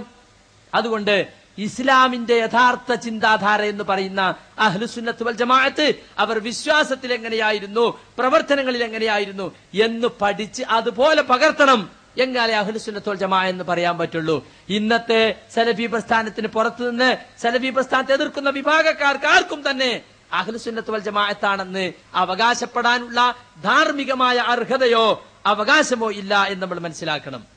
ഇത് മനസ്സിലാക്കിയതുകൊണ്ട് തന്നെയാണ് മുസ്ലിയാക്കന്മാര് ദുരാരോപണങ്ങളുമായി യഥാർത്ഥത്തിൽ ഈ സാധാരണക്കാരുടെ കൂടെ കൂടിയിട്ടുള്ളത്. ഒന്നാമത്തെ ആരോപണം, ഇവർ പുത്തൻവാദികളാണ്, നവീനവാദികളാണ്, നൂതനവാദികളാണ് എന്ന് പറഞ്ഞാൽ പഴമക്കാര് അവരാണ്. എങ്ങനെയുണ്ട്? എല്ലാ പുതിയതും കൊണ്ടുനടക്കുന്നവരാ അവര്. നമ്മൾ പറയുന്നത് എന്താ? 1400 കൊല്ലം മുമ്പുള്ള ഇസ്ലാമിലേക്ക് ജനങ്ങളെ നിങ്ങൾ തിരിച്ചു പോകണമെന്നാ. അള്ളാഹുവിന്റെ റസൂലിന്റെ കാലത്തെ ഇസ്ലാം, ആദിമ പരിശുദ്ധിയുള്ള ഇസ്ലാം, പുതിയ ചിന്താധാരകളൊന്നും കലരാത്ത ഇസ്ലാം, അവിടേക്ക് നിങ്ങൾ തിരിച്ചു പോകണം എന്നാ നമുക്ക് പറയാനുള്ളത്. എന്നിട്ട് നമുക്ക് പേര് പുത്തൻവാദിന്നും. എങ്ങനെയുണ്ട്? പല്ലില്ലാത്തവനെ പല്ലൻ എന്ന് വിളിക്കുന്നത് പോലെയാണ് നമ്മളെ പുത്തൻവാദി എന്ന് വിളിക്കുന്നത്. നമുക്കൊരു പുത്തൻവാദമല്ല, ഒരു പുത്തൻവാദം, ഒക്കെ പഴയ വാദ നമുക്കുള്ളത്. റസൂലുള്ളാഹി സ്വല്ലല്ലാഹു അലൈഹി വസല്ലമ എന്ത് കാണിച്ചു തന്നോ അതാണ് യഥാർത്ഥത്തിൽ നമ്മൾ പറയുന്നത് ജനങ്ങളോട് മുഴുവനും. കാരണം പരിശുദ്ധ ഖുർആനില് പറഞ്ഞിട്ടുള്ള ഏതേത് വിഷയങ്ങൾ നിങ്ങൾ എടുത്തു നോക്കൂ, ഹദീസിൽ പറഞ്ഞിട്ടുള്ള ഏതേത് വിഷയങ്ങൾ എടുത്തു നോക്കൂ, അതിലൊക്കെ പുതുതായി കടത്തിക്കൂട്ടിയതിനെ എതിർക്കുന്നവരാണ് സലഫികൾ. മൻ അഹ്ദസ ഫീ അംരിനാ ഹാദാ മാ ലൈസ മിൻഹു ഫഹുവ റദ്ദുൻ. നമ്മുടെ ഈ കാര്യത്തിൽ ഇതിലില്ലാത്ത വല്ലതും ആരെങ്കിലും കൂട്ടിച്ചേർത്താൽ അത് തള്ളിക്കളയേണ്ടതാണ് എന്നാണ് യഥാർത്ഥത്തിൽ നബി സല്ലല്ലാഹു അലൈഹി വസല്ലം പഠിപ്പിച്ചിട്ടുള്ളത്. അതാണ് നമ്മൾ ജനങ്ങളെ പഠിപ്പിക്കുന്നത്. അതേസമയത്ത് ഈ പറയുന്ന ആളുകളോ പുതിയതെന്തെങ്കിലും ദീനിൽ ഉണ്ടാക്കി നമ്മൾ ചൂണ്ടിക്കാണിച്ചാൽ പറയും അത് ദുആയല്ലേ, മറ്റതോ അത് ദിക്റല്ലേ ഉസ്താദേ, ഇതോ അത് സലാത്തി അല്ലല്ലേ, അപ്പൊ പിന്നെ അത് ഒജീനം കൊടുക്കലല്ലേ, ഭക്ഷണം കൊടുക്കൽ നല്ലതല്ലേ. ഇങ്ങനെ എല്ലാത്തിനും ന്യായീകരണം. അപ്പൊ ദിക്റായിരിക്കും, ദുആയിരിക്കും, ഒജീനം കൊടുക്കലായിരിക്കും, പക്ഷെ അഡ്രസ് ഉണ്ടാവില്ല. അതന്നെ ബിദ്അത്ത്, പുത്തൻവാദം എന്ന് പറഞ്ഞ. ബിദ്അത്ത് എന്ന് പറഞ്ഞ കത്തിക്കുത്തും വ്യഭിചാരവും കൊള്ളയൊന്നുമല്ല. ദുആന്നെ ദിക്റന്നെ കാണാൻ നല്ല ദുആയിരിക്കും, പക്ഷെ റസൂൽ പഠിപ്പിച്ചിട്ടുണ്ടാവില്ല കേട്ടോ. ഇപ്പൊ ഇമാം നവവി ഷാഫി മദ്ഹബിലെ പ്രസിദ്ധ പണ്ഡിതനാണ്. അദ്ദേഹത്തിന് രണ്ടാം ഷാഫി എന്നൊരു അപരാഭിധാനം പോലും ഉണ്ട്. അദ്ദേഹത്തിന്റെ മിൻഹാജിൽ വളുവിന്റെ ബാബ് അവസാനിക്കുന്ന എങ്ങനെ അറിയോ? ഹദഫ്തു ദുആ അൽ അളാഇ ഇദ്ലാ അസ്ല ലഹു. അവയവങ്ങൾ കഴുകുമ്പോഴുള്ള ദുആയെ ഞാൻ ഇതാ ഒഴിവാക്കിയിരിക്കുന്നു, അതിന് യാതൊരു അടിസ്ഥാനവുമില്ല. കാര്യപ്പെട്ടൊരു ദുആ ആരൊഴിവാക്കി? ഇമാം നവവി ഒഴിവാക്കി. ആ ദുആ നിങ്ങൾ കേട്ടിട്ടുണ്ടോ? ഒന്നുണ്ടാക്കുമ്പോ ഓരോ അവയവം കഴുകുമ്പോഴും സ്പെഷ്യൽ ദുആ. കൈ കഴുകുമ്പോ അല്ലാഹുമ്മ ഹഫള് യദയ്യ മിൻ മആസിക കുല്ലിഹാ, പടച്ചവനെ നിനക്ക് എതിര് പ്രവർത്തിക്കുന്ന എല്ലാ കാര്യത്തിൽ നിന്നും എന്റെ കൈകളെ നീ സംരക്ഷിക്കണേ. അങ്ങനെ കൈ കഴുകി. പിന്നെ വായിൽ വെള്ളം കയറ്റി കൊപ്പിളിക്കുമ്പോ അല്ലാഹുമ്മ ഇന്നി അലാ ദിക്രിക വ ശുക്രിക, നിന്നെ ഓർക്കാനും നിനക്ക് നന്ദി കാണിക്കാനും നീ എന്നെ സഹായിക്കണേ. മൂക്കിൽ വെള്ളം കയറ്റുമ്പോ അല്ലാഹുമ്മ റിഹ്നി റായിഹത്തൽ ജന്ന, സ്വർഗത്തിന്റെ മണം നീ എനിക്ക് അനുഭവിപ്പിക്കണേ. മുഖം കഴുകുമ്പോ അല്ലാഹുമ്മ ബയ്യിദ് വജ്ഹി യൗമ തബയല്ലു വുജൂഹും വ തസ്വദ്ദു വുജൂഹ്, ചില മുഖങ്ങൾ വെളുക്കുകയും ചില മുഖങ്ങൾ കറുത്തിരുണ്ടു പോവുകയും ചെയ്യുന്ന പരലോകത്ത് എന്റെ മുഖത്തെ നീ വെളുപ്പിക്കണേ. പിന്നെ വലത് കൈ കഴുകുമ്പോ അല്ലാഹുമ്മ അഅ്തിനി കിതാബി ഫീ യമീനി വഹാസിബ്നി ഹിസാബൻ യസീറാ, വലതു കൈയിൽ എന്റെ നന്മ തിന്മകളുടെ രേഖ തരണേ, എന്നെ ലഘുവായി വിചാരണ ചെയ്യണേ. സത്യവിശ്വാസികൾക്ക് അങ്ങനെയാണെന്ന് ഖുർആനിലുണ്ട്. അവർ ലഘുവായി വിചാരണ ചെയ്യുള്ളൂ. അവർക്ക് വലത് കൈയിലാണ് നന്മ തിന്മകൾ അടങ്ങിയ ഗ്രന്ഥം രേഖ കൊടുക്കുക. ഇടത് കൈ കഴുകുമ്പോ അല്ലാഹുമ്മ ലാ തുഅ്തിനി കിതാബി ഫീ ശിമാലി വലാ മിൻ വറാഇ ലഹരി, എന്റെ രേഖ ഇടതു കൈയിൽ തരല്ലേ, കാഫിറുകൾക്ക് കൊടുക്കുന്നത് പോലെ പിൻഭാഗത്ത് കൂടെ തരല്ലേ. തല തടവുമ്പോ അല്ലാഹുമ്മ അരിം ശഅരി വ ബശരി അലന്നാർ, എന്റെ തൊലിക്കും എന്റെ മുടിക്കും നരകത്തെ നിഷിദ്ധമാക്കണേ. പിന്നെ ചെവി തടവുമ്പോ അല്ലാഹുമ്മ ജഅൽനി മിനല്ലദീന യസ്തമിഊനൽ ഖൗല ഫയത്തബിഊന അഹ്സന, എല്ലാ നല്ല വാക്കുകളും ശ്രദ്ധിച്ച് കേൾക്കുകയും അതിലേറ്റവും ഉത്തമമായതിനെ പിൻപറ്റുകയും ചെയ്യുന്നവരെ കൂട്ടത്തിൽ എന്നെ നീ ഉൾപ്പെടുത്തണേ. കാല് കഴുകുമ്പോ അല്ലാഹുമ്മ തബ്ബിത് ഖദമി അല സിറാത്ത് യൗമ തസില്ലു ഫീഹിൽ അഖ്ദാം, കാലുകൾ ഇടറിപ്പോകുന്ന സിറാത്ത് പാലത്തിൽ എന്റെ കാലിനെ നീ ഉറപ്പിച്ചു നിർത്തണേ. കണ്ടോ, നല്ല ദുആ. 22 കാരറ്റ് 916 പരിശുദ്ധിയുള്ള ദുആണ്. പക്ഷേ തട്ടിക്കളഞ്ഞിരിക്കുന്ന ഇമാം നവവി. നമ്മൾ തട്ടിയാ ഇവര് വിടുവോ? കണ്ടോ, ഇത്രയും നല്ലൊരു ദുആണ്. ഹോബികൾ തട്ടിയത്, ഒഹാബി അല്ല തട്ടിയത്, നിങ്ങളെ ഹോജ ഇമാം നവവിയാ തട്ടിയത്. എന്തിനാ തട്ടിയത്? അദ്ദേഹത്തോട് ദുആനോട് വെറുപ്പുണ്ടായിട്ടല്ല, ദുആന്റെ വലിയ ബുക്ക് എഴുതിയ ആളാ, അൽ അദ്കാർ എന്ന ഗ്രന്ഥം എഴുതിയ ഇമാം നവവിയാ തട്ടിയത്. അദ്ദേഹം കാരണം പറഞ്ഞെന്താ? ഇതില്ല അസ്ലലഹു, അതിന് അസ്ലില്ല. അസ്ലില്ലാതെ കിതാബിൽ അങ്ങനെയല്ല മൗലവി, കിതാബിലുണ്ടാവും. കിതാബിലുണ്ടല്ലോ ഇപ്പൊ ഞാൻ പഠിച്ചേ, ഞാൻ എന്റെ ഒപ്പിമ്മയും പഠിപ്പിച്ചല്ല. ഇങ്ങനെ ഒരു കള്ള ദുആണ്ട് എന്ന് പറഞ്ഞു കൊടുക്കാൻ വേണ്ടിട്ട് ജാമിയ നദവിയിൽ നിന്ന് കുത്തിയിരുന്ന് പഠിച്ചതാ. കണ്ടോ, അപ്പൊ കിതാബിലുള്ളതൊക്കെ ഇസ്ലാം ദീനല്ല. വലത്തിന്റെ ഇടത്തോട്ട് എഴുതിയൊക്കെ ഇസ്ലാം ദീനാണെന്ന് വിശ്വസിക്കുന്ന ആളുകൾ അത് പറയും. പക്ഷെ നമുക്കത് സ്വീകരിക്കാൻ പറ്റൂല. അസിലില്ല എന്ന് പറഞ്ഞാൽ മുഗ്നിയിൽ തന്നെ അതിന് വിശദീകരണം കൊടുത്തിട്ടുണ്ട്. ഫീ കുതുബിൽ ഹദീസ്, ഹദീസിന്റെ കിതാബിലില്ല. ഹദീസിന്റെ കിതാബിൽ ഉണ്ടായാലും പോലെ സഹിയായി വരണം. അങ്ങനെ സഹിയായി വരാത്തത് കൊണ്ടാണ് ഇമാം നവവി ആ ദുആ തട്ടിക്കളഞ്ഞത്. ഇമാം നവവിയെ നിങ്ങൾ എന്ത് പറയും? ഉറങ്ങണം. എന്തുറക്ക ഇത്? ഉറക്കുളികപ്പങ്ങൾ കുടിച്ചത് ചോറോ? അപ്പോ ദുആ തട്ടിക്കളഞ്ഞത് ഇമാം നവവി ആയതുകൊണ്ട് ഒരിക്കലും തന്നെ നമുക്ക് എന്ത് ചെയ്യാൻ പറ്റൂല, നമ്മളെ പേരിൽ ചാർജ് ചെയ്യാൻ അനുവദിക്കാൻ പറ്റൂല. നിങ്ങളെ ഇമാം എന്നെ തട്ടിയത് എന്തിനാ തട്ടിയത്? ഹദീസിന്റെ കിതാബിൽ അങ്ങനെ ദുആ വന്നിട്ടില്ല. കണ്ടോ? അപ്പൊ ഹദീസിലുണ്ടോ, സഹിയായി വന്നിട്ടുണ്ടോ നമ്മൾ എടുക്കും, അല്ലെങ്കിലോ തട്ടിക്കളയും. ഈ മാനദണ്ഡം ഇമാം നവവി, അബൂ സക്കരിയ യഹ്യ ഇബ്നു ശറഫ് നവവി, രണ്ടാം ഷാഫി സ്വീകരിച്ച ഈ മാനദണ്ഡം, ഈ അളവുകോലാണ് യഥാർത്ഥത്തിൽ സുന്നത്തും ബിദ്അത്തും വേർതിരിക്കാൻ മുജാഹിദുകൾ സ്വീകരിച്ചിട്ടുള്ളത് എന്ന് നമ്മൾ മനസ്സിലാക്കണം. അപ്പോ നമ്മളെ വകയല്ല തട്ടിക്കളഞ്ഞിട്ടുള്ളത്. നമ്മൾ പുത്തൻവാദികളല്ല. നമ്മൾ പുതിയതായി ഉണ്ടാക്കിയതിനെ തള്ളിക്കളയുന്നവരാണ്. നമ്മൾ പഴമയിലേക്ക് തിരിച്ചു പോകണം എന്ന് പറയുന്നവരാണ്. മുജാഹിദുകൾ പുത്തൻവാദികളാണെന്ന് തെളിയിക്കാൻ രണ്ട് കാര്യമാണ് സയ്യിദി സഖാഫികളാദികൾ, ദാരിമിയാദികൾ ഇപ്പോൾ പറയുന്നത്. ഏതാണത്? ഒന്ന്, മലയാളത്തിൽ ഖുതുബ പറയുന്നു വെള്ളിയാഴ്ച. അള്ളാന്റെ റസൂല് മലയാളത്തിൽ ഒരൊറ്റ ഖുതുബയും പറഞ്ഞിട്ടില്ല. അത് ശരിയാ, അള്ളാന്റെ റസൂല് ഒറ്റ ഖുതുബയും മലയാളത്തിൽ പറഞ്ഞില്ല എന്നുള്ളത് ശരിയാ. പക്ഷെ കേൾക്കണ സാധാരണക്കാരെന്താ വിചാരിക്കുക? അള്ളാന്റെ റസൂല് എല്ലാ പഴക്കവും പറഞ്ഞ് മലയാളത്തിലായിരിക്കും, മിമ്പർമക്കാണ് കേറുമ്പോ മാത്രം അറബി. അങ്ങനെയാണോ? അള്ളാഹുവിന്റെ റസൂല് എല്ലാ വർത്താനവും പറഞ്ഞ അറബിയിലാ. നിക്കാഹ് നടത്തിക്കൊടുത്ത അറബിയില്, അല്ലേ? ഷഹാദത്ത് എല്ലിക്കൊടുത്ത അറബിയില്, കച്ചവടം നടത്തിയ അറബിയില്, പെണ്ണുങ്ങളോട് വർത്താനം പറഞ്ഞ അറബിയില്, എല്ലാം അറബിയിലാ. ഇവരോ എല്ലാം മലയാളത്തില്, മിമ്പർമക്കാണ് കയറിയ അറബി. കണ്ടോ? അപ്പോ വെറും ഹദീസിന്റെ അക്ഷരം മാത്രം അവർ നോക്കുന്നത്. അള്ളാഹുവിന്റെ റസൂല് അറബിയിലല്ലാതെ ഒറ്റ ഖുതുബയും പറഞ്ഞിട്ടില്ല. അവിടുത്തെ ശ്രോതാക്കൾ ആരാ? മൽബാരികളാ അതോ മംഗളൂർക്കാരോ? അവിടുത്തെ ശ്രോതാക്കൾ ശുദ്ധ അറബികളാണ്. അവർക്ക് അറബി അല്ലാണ്ട് മനസ്സിലാവോ? അപ്പൊ അറബിയിൽ സംസാരിച്ചു. ഇപ്പൊ ഞാൻ ചോദിക്കട്ടെ, അള്ളാഹുവിന്റെ റസൂൽ ഫിത്ർ സക്കാത്ത് കൊടുത്ത എന്താ? പുയങ്ങല്ലരിയാ അതോ നേരിയ അരി, ബിരിയാണി അരിയാ? ആണോ? തേങ്ങയാ? അല്ലല്ലോ. അള്ളാഹിന്റെ റസൂൽ കൊടുത്തത് കാരക്ക, ബാർലി, മെയ്ക്കട്ടി. നമ്മളോ പുഴുങ്ങല്ലരി, പച്ചരി, ബിരിയാണി അരി, അല്ലെ, നെല്ലുത്തി അരി, ഇതൊക്കെയാ കൊടുക്കുന്നത്. എന്താ? അവിടുത്തെ പ്രധാന ഭക്ഷ്യധാന്യം അവർ കൊടുക്കുന്നു, ഇവിടുത്തെ പ്രധാന ഭക്ഷ്യധാന്യം നമ്മൾ കൊടുക്കുന്നു. എങ്കിലും ഉസ്താദെ അവിടുത്തെ പ്രധാന ഭാഷയിൽ റസൂൽ ഖുതുബ പറയുന്നു, ഇവിടുത്തെ പ്രധാന ഭാഷയിൽ നമ്മൾ ഖുതുബ പറയുന്നു. ഒരു പ്രശ്നമില്ല, അതങ്ങ് പറഞ്ഞു കൊടുത്താ പോരെ. അപ്പൊ അവിടെ എന്താ നിങ്ങൾ അക്ഷരപൂജ നടത്താത്തത്? ഇപ്പൊ നിങ്ങൾ ആലോചിച്ച് നോക്ക്, മൂത്രമൊഴിക്കുന്നതും കാഷ്ടിക്കുമ്പോഴും ഖിബിലക്ക് മുന്നിട്ടോ പിന്നിട്ടോ ഇരിക്കാൻ പാടില്ല നിയമമുണ്ടല്ലോ. ആ ഹദീസിന്റെ ബാക്കി എന്താ അറിയോ? വലാകിൻ ശർരിഖു വ ഗർരിബു, നിങ്ങൾ പടിഞ്ഞാട്ടോ കിഴക്കോട്ടോ തിരിഞ്ഞോളീൻ. അത് ഇന്ത്യക്കാർ നടപ്പിലാക്കി എങ്ങനെ ഉണ്ടാവും? നിങ്ങള് മൂത്രിക്കുമ്പോഴും കാശിക്കുമ്പോഴും ഖിബിലക്ക് മുന്നിട്ടോ പിന്നിട്ടോ ഇരിക്കരുത്, കിഴക്കോട്ടോ പടിഞ്ഞാട്ടോ തിരിഞ്ഞോളൂ. അപ്പോഴോ അത് പറയുന്നത് മദീനത്ത് നിന്നാന്ന് വിചാരിക്കണം. മദീനത്ത് കിഴക്കും പടിഞ്ഞാറും തിരിഞ്ഞാൽ ഖിബിലക്ക് മുന്നിട്ടും പിന്നിട്ടും ആവില്ല.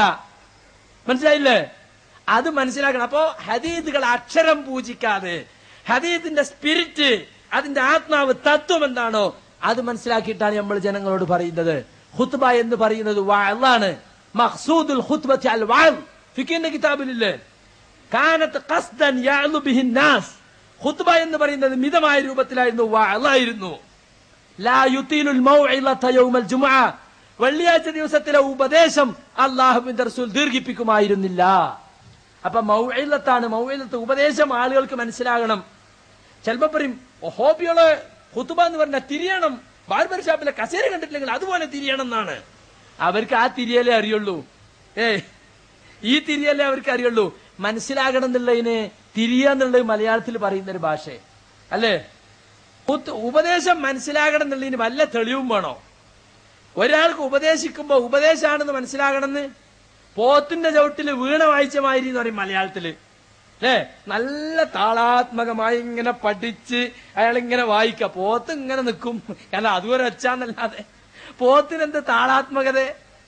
അതുപോലെയാണ് ഉപദേശം കേൾക്കുന്നത്, ഉപദേശമാണെന്ന് മനസ്സിലാകണ്ടേ? ഓരോ ഒച്ച ഇങ്ങനെ കേൾക്കാന്നല്ലാതെ. അപ്പൊ ഉപദേശം മനസ്സിലാകണം എന്നതിന് തെളിവിന്റെ ആവശ്യമല്ല. തീയിന് ചൂടുണ്ട് എന്നുള്ളതിന് എന്താണോ തെളിവ് എന്ന് ചോദിച്ചാ അതിന് വല്ല തെളിവ് ആവശ്യമുണ്ട്? തീയിന് ചൂടുണ്ട് എന്നുള്ളതിന് വെള്ളത്തിന് തണുപ്പുണ്ട് വല്ല തെളിവ് ആവശ്യമുണ്ടോ? അപ്പൊ ഈ രൂപത്തിൽ മനുഷ്യന് ചിന്തിക്കാതെ കിട്ടുന്ന ക്ഷിപ്രഗ്രാഹ്യമായ വിഷയമാണ് യഥാർത്ഥത്തിൽ ഉപദേശം മനസ്സിലാകണം എന്നുള്ളത്. അതുകൊണ്ടാണ് നമ്മൾ പറയുന്നത് ശ്രോതാക്കളുടെ ഭാഷയിൽ ഖുത്ബ പറയണം. ഇപ്പോ ജുമുഅ ഖുത്ബന്റെ കാര്യത്തിൽ വലിയ വിപ്ലവം ഉണ്ടാക്കുന്ന കാന്തപുരം മുസ്ലിയാർ, അദ്ദേഹം കേരളത്തിൽ സമസ്തയായിട്ട് തെറ്റി, സമസ്തനായിട്ട് കേസ് കൊടുത്തു, പുസ്തകം കട്ടടിച്ചതൊക്കെ പിടിച്ച് കേസൊക്കെ പൊളിഞ്ഞ്. അപ്പൊ മൂപ്പരെന്തായി, അഖില കേരളം ഞാൻ ശരിയാവില്ല, ഞാൻ അഖിലേന്ത്യ ആയിക്കളയാം. മൂപ്പര് നേരെ ബാംഗ്ലൂർ വന്നു. ബാംഗ്ലൂരിലെ സേട്ടു മസ്ജിദിൽ ഖുത്ബ പറയുന്ന ജുനൈദിയെ പിടിച്ചു. വാടക ആളെ കിട്ടുന്ന സ്ഥലല്ലേ. പറഞ്ഞു, താൻ പ്രസിഡന്റ്, ഞാൻ ജനറൽ സെക്രട്ടറി. ആര്? ജുനൈദി അഖിലേന്ത്യാ സുന്നിന്റെ പ്രസിഡന്റ്, കാന്തപുരം ജനറൽ സെക്രട്ടറി. ജുനൈദി എങ്ങനെയാ ഖുത്ബ പറയല്? അറബിയിലാ, നബാത്തിന്റെ ഏടാ. ബാംഗ്ലൂർ സേട്ടു മസ്ജിദ് പോയാലും ഇവിടെ അല്ലേ, അയാൾ നല്ല ശുദ്ധ ഉറുദുല ഖുത്ബ പറയാ. കാന്തപുരത്തിന്റെ വാദം എന്താ? മിമ്പറിൽ വെച്ച് അറബിയല്ലാത്ത ഭാഷ ഉപയോഗിച്ച ഖുത്ബ ജനാപത്തുകാരന്റെ ഖുത്ബ പോലെയാകുന്നു. ആ ജനാപത്തുകാരൻ അവന്റെ പ്രസിഡന്റ്. എങ്ങനുണ്ട്? മാത്രല്ല ഹനഫിയെ തുടർന്ന് ഷാഫിക്ക് നിസ്കരിക്കാൻ പാടില്ല എന്നാണ് കാന്തപുരത്തിന്റെ 6ാം ക്ലാസ്സിലെ ഫിഖ് പഠിപ്പിക്കണത്. കാരണം എന്താ? ഹനഫിക്ക് പെണ്ണുങ്ങളെ തൊട്ടാ ഒന്നും മുറിയില്ല, പെണ്ണുങ്ങളെ തൊടല്ല കെട്ടിപ്പിടിച്ചാലും മുറിയില്ല എന്നാ. അതുപോലെ ഗുഹ്യസ്ഥാനം തൊട്ടാ മുറിയില്ല, കൈയിന്റെ പള്ളോണ്ട് തൊട്ടാലും മുറിയില്ല. ഗുഹ്യസ്ഥാനവും തമ്മിൽ തൊട്ടാലേ മുറിയുള്ളൂ എന്നാ. അപ്പോ എന്തായി? ഹനഫികളെ സംബന്ധിച്ചിടത്തോളം അവര് ഒന്നു മുറിഞ്ഞുണ്ടാവും, ഷാഫി തുടരുകയാണ് ഒന്നുമില്ലാത്തവനെ. കണ്ടോ? അതുകൊണ്ട് ഹനഫിനെ തുടർന്ന് ഷാഫിക്ക് നിസ്കരിക്കാൻ പാടില്ല. അപ്പൊ അഖിലേന്ത്യാ സുന്നിന്റെ മീറ്റിംഗ് കൂടിയ, മീറ്റിംഗ് ഒക്കെ കഴിഞ്ഞിട്ട് പ്രസിഡന്റ് ഇമാം എന്ന ജനറൽ സെക്രട്ടറിക്ക് മൗമുമാകാൻ പറ്റൂല. കണ്ടോ? എന്നിട്ട് ഈ സഖാഫികൾ നമ്മളെ നേരെ കുതിര കയറാൻ വരുന്നത്. ഇതൊക്കെ പരിഹരിച്ചിട്ട് പോരെ? അപ്പൊ സുഹൃത്തുക്കളെ, ഖുത്ബ അറബിയല്ലാത്ത ഭാഷയിൽ നടത്തുന്നു എന്നുള്ളതാണ് നമ്മൾ പുത്തൻവാദിയാന്നുള്ളതിന്റെ 1ാം നമ്പർ തെളിവ്. അതിന്റെ കഥയാപ്പത്. ഷാഫി ഫിഖ്ഹിലൊക്കെ പറഞ്ഞിട്ടുണ്ട്, അർക്കാനുകൾ മാത്രം അറബിയിലായാൽ മതി, അർക്കാനുകളല്ലാത്ത തവാബിയകൾ കലാമുന്നാസ് ജനങ്ങളോട് സംസാരിക്കുന്ന ഭാഷയിലാവാം, യാതൊരു തെറ്റുമില്ല എന്ന് പറഞ്ഞിട്ടുണ്ട്. അതുകൊണ്ടാണല്ലോ സുന്നികൾ പിളർന്ന് ഇസുന്നി ഉണ്ടായി. ജമിയത്തുൽ ഉലമാ ഇസുന്നിയീൻ വാദപ്രതിവാദം നടത്തി. അവരൊരു വിഷയം ഇതാണ്, ഖുത്ബയിൽ അറബി അല്ലാത്ത ഭാഷ ഉപയോഗിക്കൽ ബിദ്അത്തും മുൻകറത്താണ്, ഹറാമാണ് എന്ന് ഫത്വ പാസാക്കി സമസ്ത. അപ്പോ സമസ്തയിൽപ്പെട്ടവരെന്നെ പറഞ്ഞു, ഷാഫി മദ്ഹബിലെ കിതാബ് കൊണ്ട് തെളിയിക്കാൻ കഴിയില്ല, അതുകൊണ്ട് ഞങ്ങൾ ഇതാ പോണു വേറെ സംഘടന. കണ്ടോ? പിന്നെ രണ്ടാമത്തെ വിഷയം എന്താണെന്ന് നിങ്ങള്, നമ്മള് പെണ്ണുങ്ങളെ പള്ളിയിൽ കൊണ്ടുപോകുന്ന നമ്മൾ അനിസ്ലാമിക വാദത്തിന് തെളിവായിട്ട് ഈ കന്നഡക്കാര് ഖുറാഫികൾ ഇറക്കിയ നോട്ടീസിലുള്ളതാ. പെണ്ണുങ്ങളെ പള്ളിയിൽ കൊണ്ടുപോക, രാത്രിയിൽ അവരെ അവിടെ താമസിപ്പിക്കുകയും ചെയ്യാന്നാണ് വഹാബികൾ പറയുന്നത്.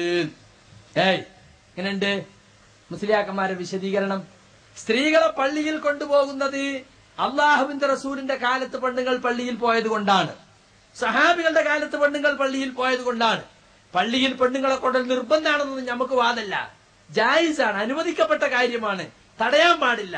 ലാ തംനഉ ഇമാ അല്ലാഹി മസാജിദ് അല്ലാഹ്, അള്ളാഹുവിന്റെ ദാസികളായ പെണ്ണുങ്ങളെ അള്ളാഹുവിന്റെ പള്ളികളിൽ നിന്ന് നിങ്ങൾ തടയരുത്. അതിന് ഇവര് കുറ്റിച്ചിറ വാദപ്രതിവാദം അടിയന്തരാവസ്ഥ നടക്കുന്ന കാലത്താണ് ഉണ്ടായത്, കോഴിക്കോട് വെച്ചിട്ട് 7 ദിവസത്തെ നീണ്ടുന്നു. അപ്പൊ നമ്മള് പറഞ്ഞതാ, ഇങ്ങനെ ഉണ്ടല്ലോ, അള്ളാഹുവിന്റെ ദാസികളായ പെണ്ണുങ്ങളെ പള്ളിയിൽ തടയരുത് പറഞ്ഞോ, അത് മന്ത്രിച്ചൂതാൻ പോണേ തടയരുത് എന്നാണ്. ഉസ്താദ് പള്ളിയിൽ ഒറ്റയ്ക്കിരിക്കുമ്പോ പെണ്ണുങ്ങൾ മന്ത്രിച്ചൂതാൻ വേണ്ടി ചെല്ലും, അതുകൊണ്ട് ഫിത്തനൊന്നും ഉണ്ടാവില്ല കേട്ടോ. ഒറ്റയ്ക്കിരിക്കുമ്പോ ഒരു പെണ്ണ് ഒറ്റയ്ക്ക് വന്ന എന്ത് ഫിത്തന ഉണ്ടാവുക? ജുമയ്ക്ക് ഒരു കൂട്ടം ഒന്നായിട്ട് വരികയല്ലേ, അപ്പൊ ഉണ്ടാവും ഫിത്തന. ആരോടായി പറയുന്നത്? മുസ്ലിയാക്കന്മാരടുത്ത് തല പണയം വെച്ച ആളുകൾക്ക് മാത്രമേ ഈ ഫിത്തന ബോധ്യപ്പെടുള്ളൂ. മുസ്ലിയാരടുത്ത് മന്ത്രിച്ചൂതാൻ പോകാം, മസാല ചോദിക്കാൻ പോകാം, കുട്ടിക്ക് പേരിടിക്കാൻ പോകാം, കുട്ടിക്ക് ആദ്യമായിട്ട് തേട് തൊട്ടുകൊടുക്കാൻ പോവാ, കുരുത്തവും വാങ്ങാൻ പോവാ, ഒക്കെ പോവാ. പെണ്ണുങ്ങൾക്ക് ജുമയ്ക്ക് മാത്രം പോകാൻ പാടില്ല. കാന്തപുരം അബൂബക്കർ മുസ്ലിയാർക്ക് സ്ത്രീകളും ജുമാ ജമാഅത്തും തന്നെ പുസ്തകമുണ്ട്. ആ പുസ്തകത്തിൽ പറയുന്ന എന്താ നിങ്ങള്, ഒരു പെണ്ണിന് ഇമാമിനെ സമീപിക്കേണ്ടി വരികയും അവിടെ വെച്ച് നമസ്കാര സമയമാവുകയും ചെയ്തെന്ന് സങ്കല്പിക്കൂ. സങ്കല്പ മസാലയാണ്.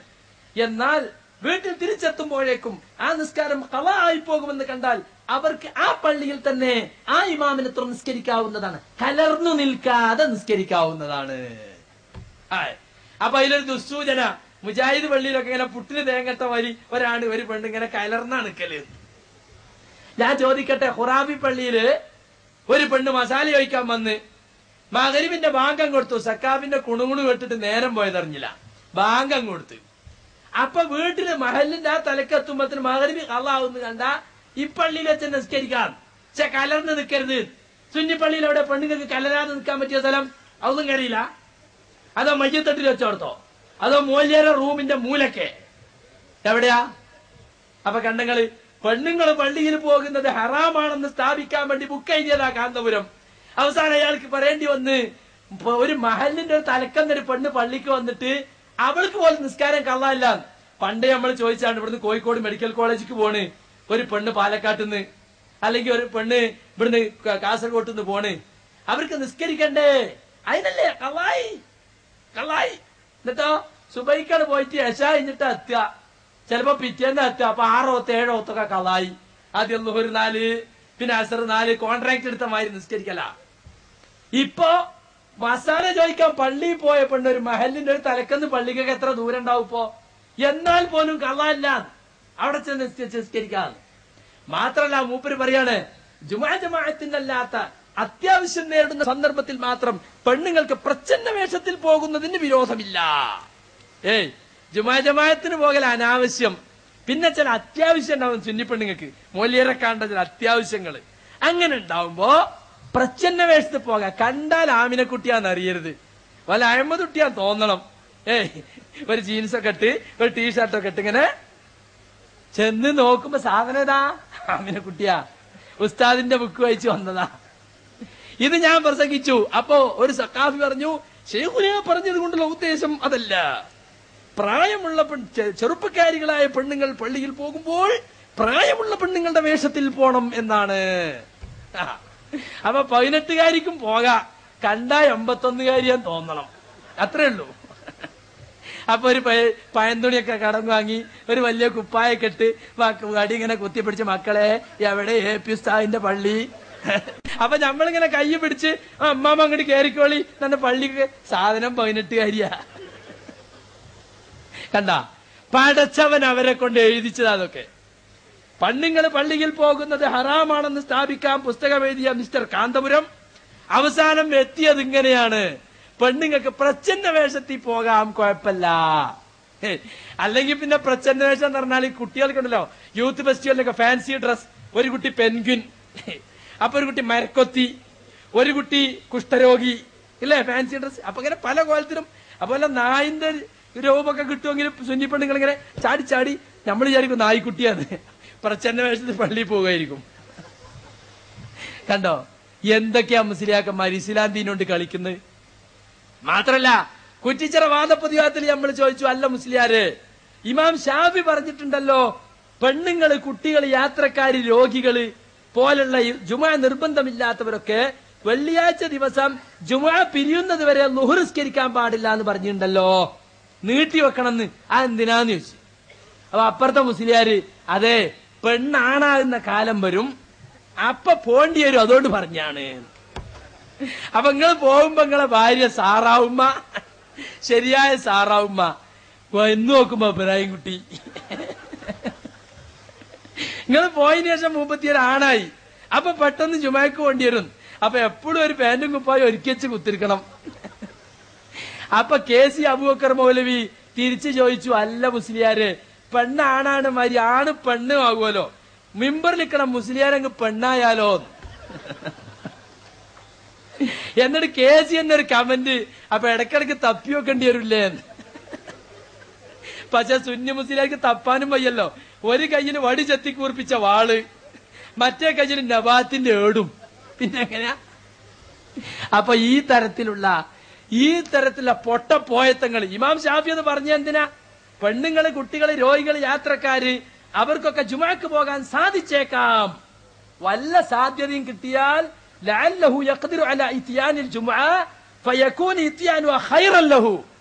പെണ്ണുങ്ങള്, കുട്ടികള് അവർ ജുമാക്ക് പോലെ ഹറാമല്ല, ഖൈറാണെന്ന് പറഞ്ഞത്. ഏറ്റവും ഉത്തമമാണ്. ബുയൂതുഹുന്ന ഖൈറുൻ ലഹുന്ന, വീടാണ് ഉത്തമം. വീടാണ് ഉത്തമം എന്ന് പറഞ്ഞാൽ പള്ളി ഹറാമാണെന്നല്ല അതിന്റെ അർത്ഥം. കണ്ടോ, ആണുങ്ങൾക്ക് 1ാമത്തെ സഫാണ് ഉത്തമം എന്ന് പറഞ്ഞാൽ രണ്ടാമത്തെ സഫ് ഹറാമാന്നാ? ഒന്നാം സഫ് നിറഞ്ഞാണ് ഞാൻ ഇനി വീട്ടിൽ പോകുകയെന്നറിയാം ഇല്ലല്ലോ. ഏറ്റവും ഉത്തമം അതാണ്. പിന്നത് അതല്ലേ അർത്ഥം വരുള്ളൂ.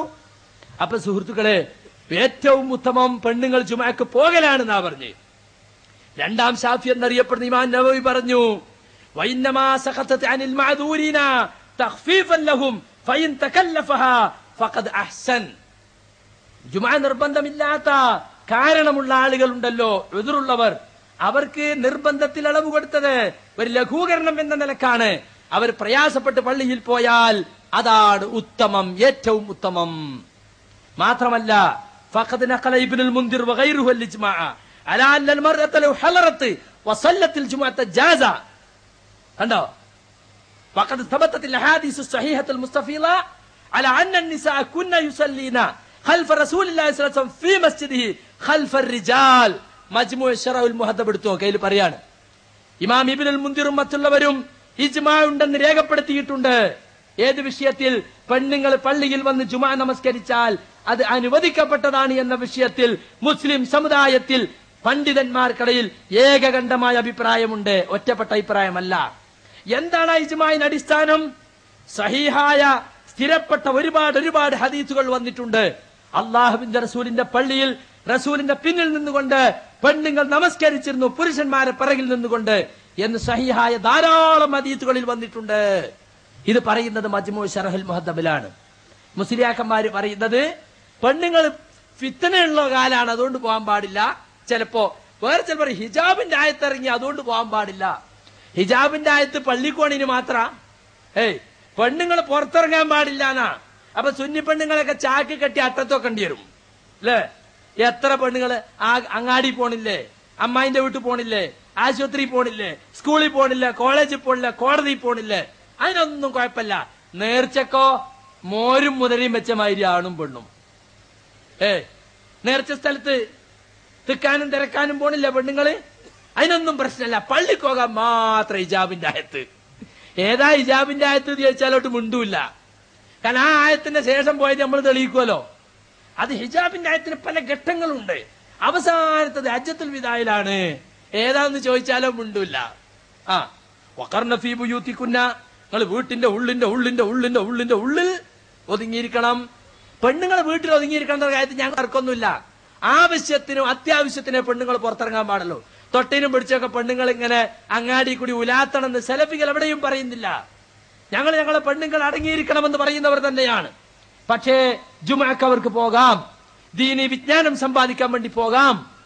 അങ്ങനെയുള്ള നല്ല കാര്യങ്ങൾക്ക് വേണ്ടി അവർക്ക് പോകാൻ അനുവാദമുണ്ട് എന്ന് മാത്രമേ നമ്മൾ പറഞ്ഞിട്ടുള്ളൂ. അതിൽപ്പെട്ട ഒരു കാര്യമാണ് ഫലാ യഖ്റുജ്ന ഇല്ലാ ലിഹാജത്തിൻ വമിനൽ ഹവായിജ് അശ്ശർഇയ്യ അസ്സലാത്തു ഫിൽ മസ്ജിദ് ബിശർതിഹി. ഇമാം ഇബ്നു കസീർ പറയാണ്, പെണ്ണുങ്ങൾ വീട്ടിൽ അടങ്ങിയിരിക്കണമെന്ന് പറഞ്ഞാൽ അതിനർത്ഥം ആവശ്യത്തിനല്ലാതെ പുറത്തിറങ്ങരുത് എന്നാണ്. ശറയിൽ അംഗീകരിക്കപ്പെട്ട ആവശ്യമാണ് പള്ളിയിൽ വെച്ച് നമസ്കരിക്കൽ, അതിന്റെ നിബന്ധനകളോടുകൂടി. പള്ളിയിൽ എങ്ങനെയും വരാൻ പാടില്ല. പള്ളിയിൽ വരുന്ന പെണ്ണുങ്ങൾ സുഗന്ധം ഉപയോഗിക്കാൻ പാടില്ല. പള്ളിയിൽ വരുമ്പോൾ തന്നെ വീട്ടിൽ നിന്ന് പുറത്തിറങ്ങുമ്പോൾ തന്നെ പെണ്ണുങ്ങൾ സുഗന്ധം ഉപയോഗിക്കാൻ പാടില്ല. ഇസ്ലാമിക വേഷം ധരിച്ചുകൊണ്ടായിരിക്കണം അവർ പുറത്തു പോകേണ്ടത്. ഹിജാബ് ഇല്ലാതെ പുറത്തു പോകാൻ പാടില്ല, പള്ളിയിൽ വരാൻ പാടില്ല. ഈ നിബന്ധനകൾ പാലിച്ചുകൊണ്ട് പള്ളിയിൽ പോകുന്നതിന് ഒരു ആയത്തും തടസ്സമല്ല എന്നേ മുജാഹിദുകൾ പറഞ്ഞിട്ടുള്ളൂ. അള്ളാഹുവിന്റെ റസൂല് റമളാനിൽ അവസാനത്തെ 10 ഇത്തികാഫിരുന്നിരുന്നു. കാന യഅതഖിഫുൽ അശ്റൽ അവാഖിർ ഹത്താ തവഫാഹുല്ലാഹ് സുമ്മ അഅതഖഫ അസ്വാജുഹു മിൻ ബഅദി. അള്ളാഹുവിന്റെ റസൂലിന്റെ പത്നിമാർ റസൂലിന്റെ വഫാത്തിന് ശേഷം മദീനത്തെ പള്ളിയിൽ ഇത്തികാഫിരുന്നു 10 ദിവസം. 10 ദിവസം എന്ന് പറഞ്ഞാൽ 15-50 വഖ്ത് നിസ്കാരമുണ്ട് അല്ലേ? ഒരു ജുമുഅ എന്തായാലും ഉണ്ടല്ലോ അതില്. ഈ ജുമുഅക്കും ഈ 5 നേരത്തെ നിസ്കാരത്തിനും അവർ പള്ളിയിൽ നിന്ന് ഇറങ്ങി ഓടിയായിരുന്നോ? അങ്ങനെ ഓടിയ ഇത്തികാഫ് ഉണ്ടാവോ? ആയിഷ ബീബി പറയാണ്, മുസ്ലിമാ ബാങ്ക് കേൾക്കണ, ഇറങ്ങിക്കോ. അങ്ങനെയാണോ? അതിന് ഇത്തികാഫ് എന്ന് പറയോ? പള്ളിയിൽ തന്നെ കൂടലാണ് നിക്കറും ദുആയുമായിട്ട് ഇത്തികാഫ് എന്ന് പറഞ്ഞ. റസൂലിന്റെ വഫാത്തിന് ശേഷം റസൂലിന്റെ ഭാര്യമാർ ഇത്തികാഫിന്നു. ഇബ്നു ഹജർ അസ്കലാനി തന്നെ ഒരു സ്ഥലത്ത് പറഞ്ഞിട്ടുണ്ട് ഫത്ഹുൽ ബാരിയിൽ, ഇന്നഹുന്ന കുന്ന യഹ്ജുജ്ന വയതുഫ്ന വയഖ്റുജ്ന ഇലൽ മസാജിദി ഫി അഹ്ദിൻ നബിയ്യി വബഅദഹു. അല്ലാഹുവിന്റെ റസൂലിന്റെ കാലത്തും റസൂലിന്റെ കാലശേഷവും റസൂലിന്റെ ഭാര്യമാർ ഉമ്മഹാത്തുൽ മുഅ്മിനീൻ ഹജ്ജ് ചെയ്തിരുന്നു, തവാഫ് ചെയ്തിരുന്നു, പള്ളികളിലേക്ക് പുറപ്പെട്ടിരുന്നു. അതുകൊണ്ടാ മുജാഹിദുകള് പെണ്ണുങ്ങൾ പള്ളിയിൽ പോകാന്ന് പറയുന്നത്. ഉമർ ഫാറൂഖ് റളിയല്ലാഹു അൻഹുവിന്റെ ഭാര്യ കാനത്ത് ഇംറഅത്തുൻ ലിഉമർ തശ്ഹദു സലാത്ത സുബ്ഹി വൽ ഇശാഇ ഫിൽ ജമാഅത്തി ഫിൽ മസ്ജിദി. അല്ലാഹുവിന്റെ റസൂലിന്റെ പള്ളിയിൽ ഇശാക്കും സുബ്ഹിക്കും ഉമർ റളിയല്ലാഹുവിന്റെ ഭാര്യ ആതിക ബിൻത് സൈദ് പള്ളിയിൽ വരാറുണ്ടായിരുന്നു. ബുഖാരിയിലെ 900 നമ്പർ ഹദീസാണ്. അപ്പോ മകൻ ഇബ്നു ഉമർ ചോദിച്ചു, എളാമ, ഉമ്മയല്ല വാപ്പ രണ്ടാമത് കല്യാണം കഴിച്ച സ്ത്രീയാ, എളാമ നിങ്ങൾ വരുന്നതിൽ ഉപ്പാക്ക് ചില അനിഷ്ടങ്ങളുണ്ടല്ലോ. അപ്പോ ഇവർ ചോദിച്ചു, ആതിക ബിൻ സൈദ് മുഹാജിർ വനിതകളിൽപ്പെട്ട പ്രസിദ്ധ സഹാബി വനിതയാണ് റളിയല്ലാഹു അൻഹാ. അവർ ചോദിച്ചു, എന്നാൽ ഉപ്പാക്ക് എന്നെ തടഞ്ഞുകൂടെ? അപ്പൊ ഇബ്നു ഉമർ പറഞ്ഞു, അള്ളാഹുവിന്റെ റസൂൽ പറഞ്ഞിട്ടുണ്ട്, അള്ളാഹുവിന്റെ ദാസികളായ പെണ്ണുങ്ങളെ പള്ളിയിൽ നിന്ന് തടയരുത്, അതുകൊണ്ടാണ് വാപ്പങ്ങളെ തടയാത്തത്. എന്നാൽ വാപ്പ എന്നെ തടയാത്തിടത്തോളം കാലം ഞാൻ പള്ളിയിൽ വരും എന്ന് പറഞ്ഞു. മാത്രമല്ല, വലഖദ് തുഇന ഉമർ വഇന്നഹാ ലഫിൽ മസ്ജിദ്. ഉമർ റളിയല്ലാഹു അൻഹു കുത്തേൽക്കുന്ന സന്ദർഭത്തിൽ ആ ഭാര്യ ആതിക ബീവി പള്ളിയിൽ ഉണ്ടായിരുന്നുവെന്ന് ഹദീസ് ഗ്രന്ഥങ്ങളിൽ നമുക്ക് കാണാൻ സാധിക്കും. റസൂലിന്റെ വഫാത്ത് കഴിഞ്ഞിട്ട് 12 കൊല്ലം കഴിഞ്ഞിട്ടാണിത്. അതിന്റെ ശേഷം പിന്നെ ആയത്തിറങ്ങുമോ? സമസ്തക്കാര് സംസ്ഥാന സുന്നിയാണ്, വേറെ സുന്നിയുണ്ട്, ആനസുന്നി എന്നാണ് ഏപ്പിക്കാരെ പറ്റി പറയാം, ആനസുന്നി. ഈ ആനസുന്നിന്റെ ആളുകൾ പറഞ്ഞെന്താ അറിയോ? ഹിജാബിന്റെ ആയത്ത് ഇറങ്ങിയതിന് ശേഷം പെണ്ണുങ്ങൾ പള്ളിയിൽ പോയിട്ടില്ല എന്നുള്ളതെല്ലാം ആധുനിക സമസ്തക്കാരുടെ പിഴച്ച ഫത്വകളാകുന്നു. ഉമർ റളിയല്ലാഹുവിന്റെ ഭാര്യ പോയിരുന്നു, അതിലൊന്നും യാതൊരു മുജാഹിദുകൾ പറയുന്നത് ശരിയാണ്. പക്ഷേ നിങ്ങൾ വിചാരിക്കുന്ന സംസ്ഥാന സുന്നികളെ പള്ളിയിൽ പെണ്ണുങ്ങൾക്ക് സൗകര്യം ഉണ്ടാവും, അതില്ല.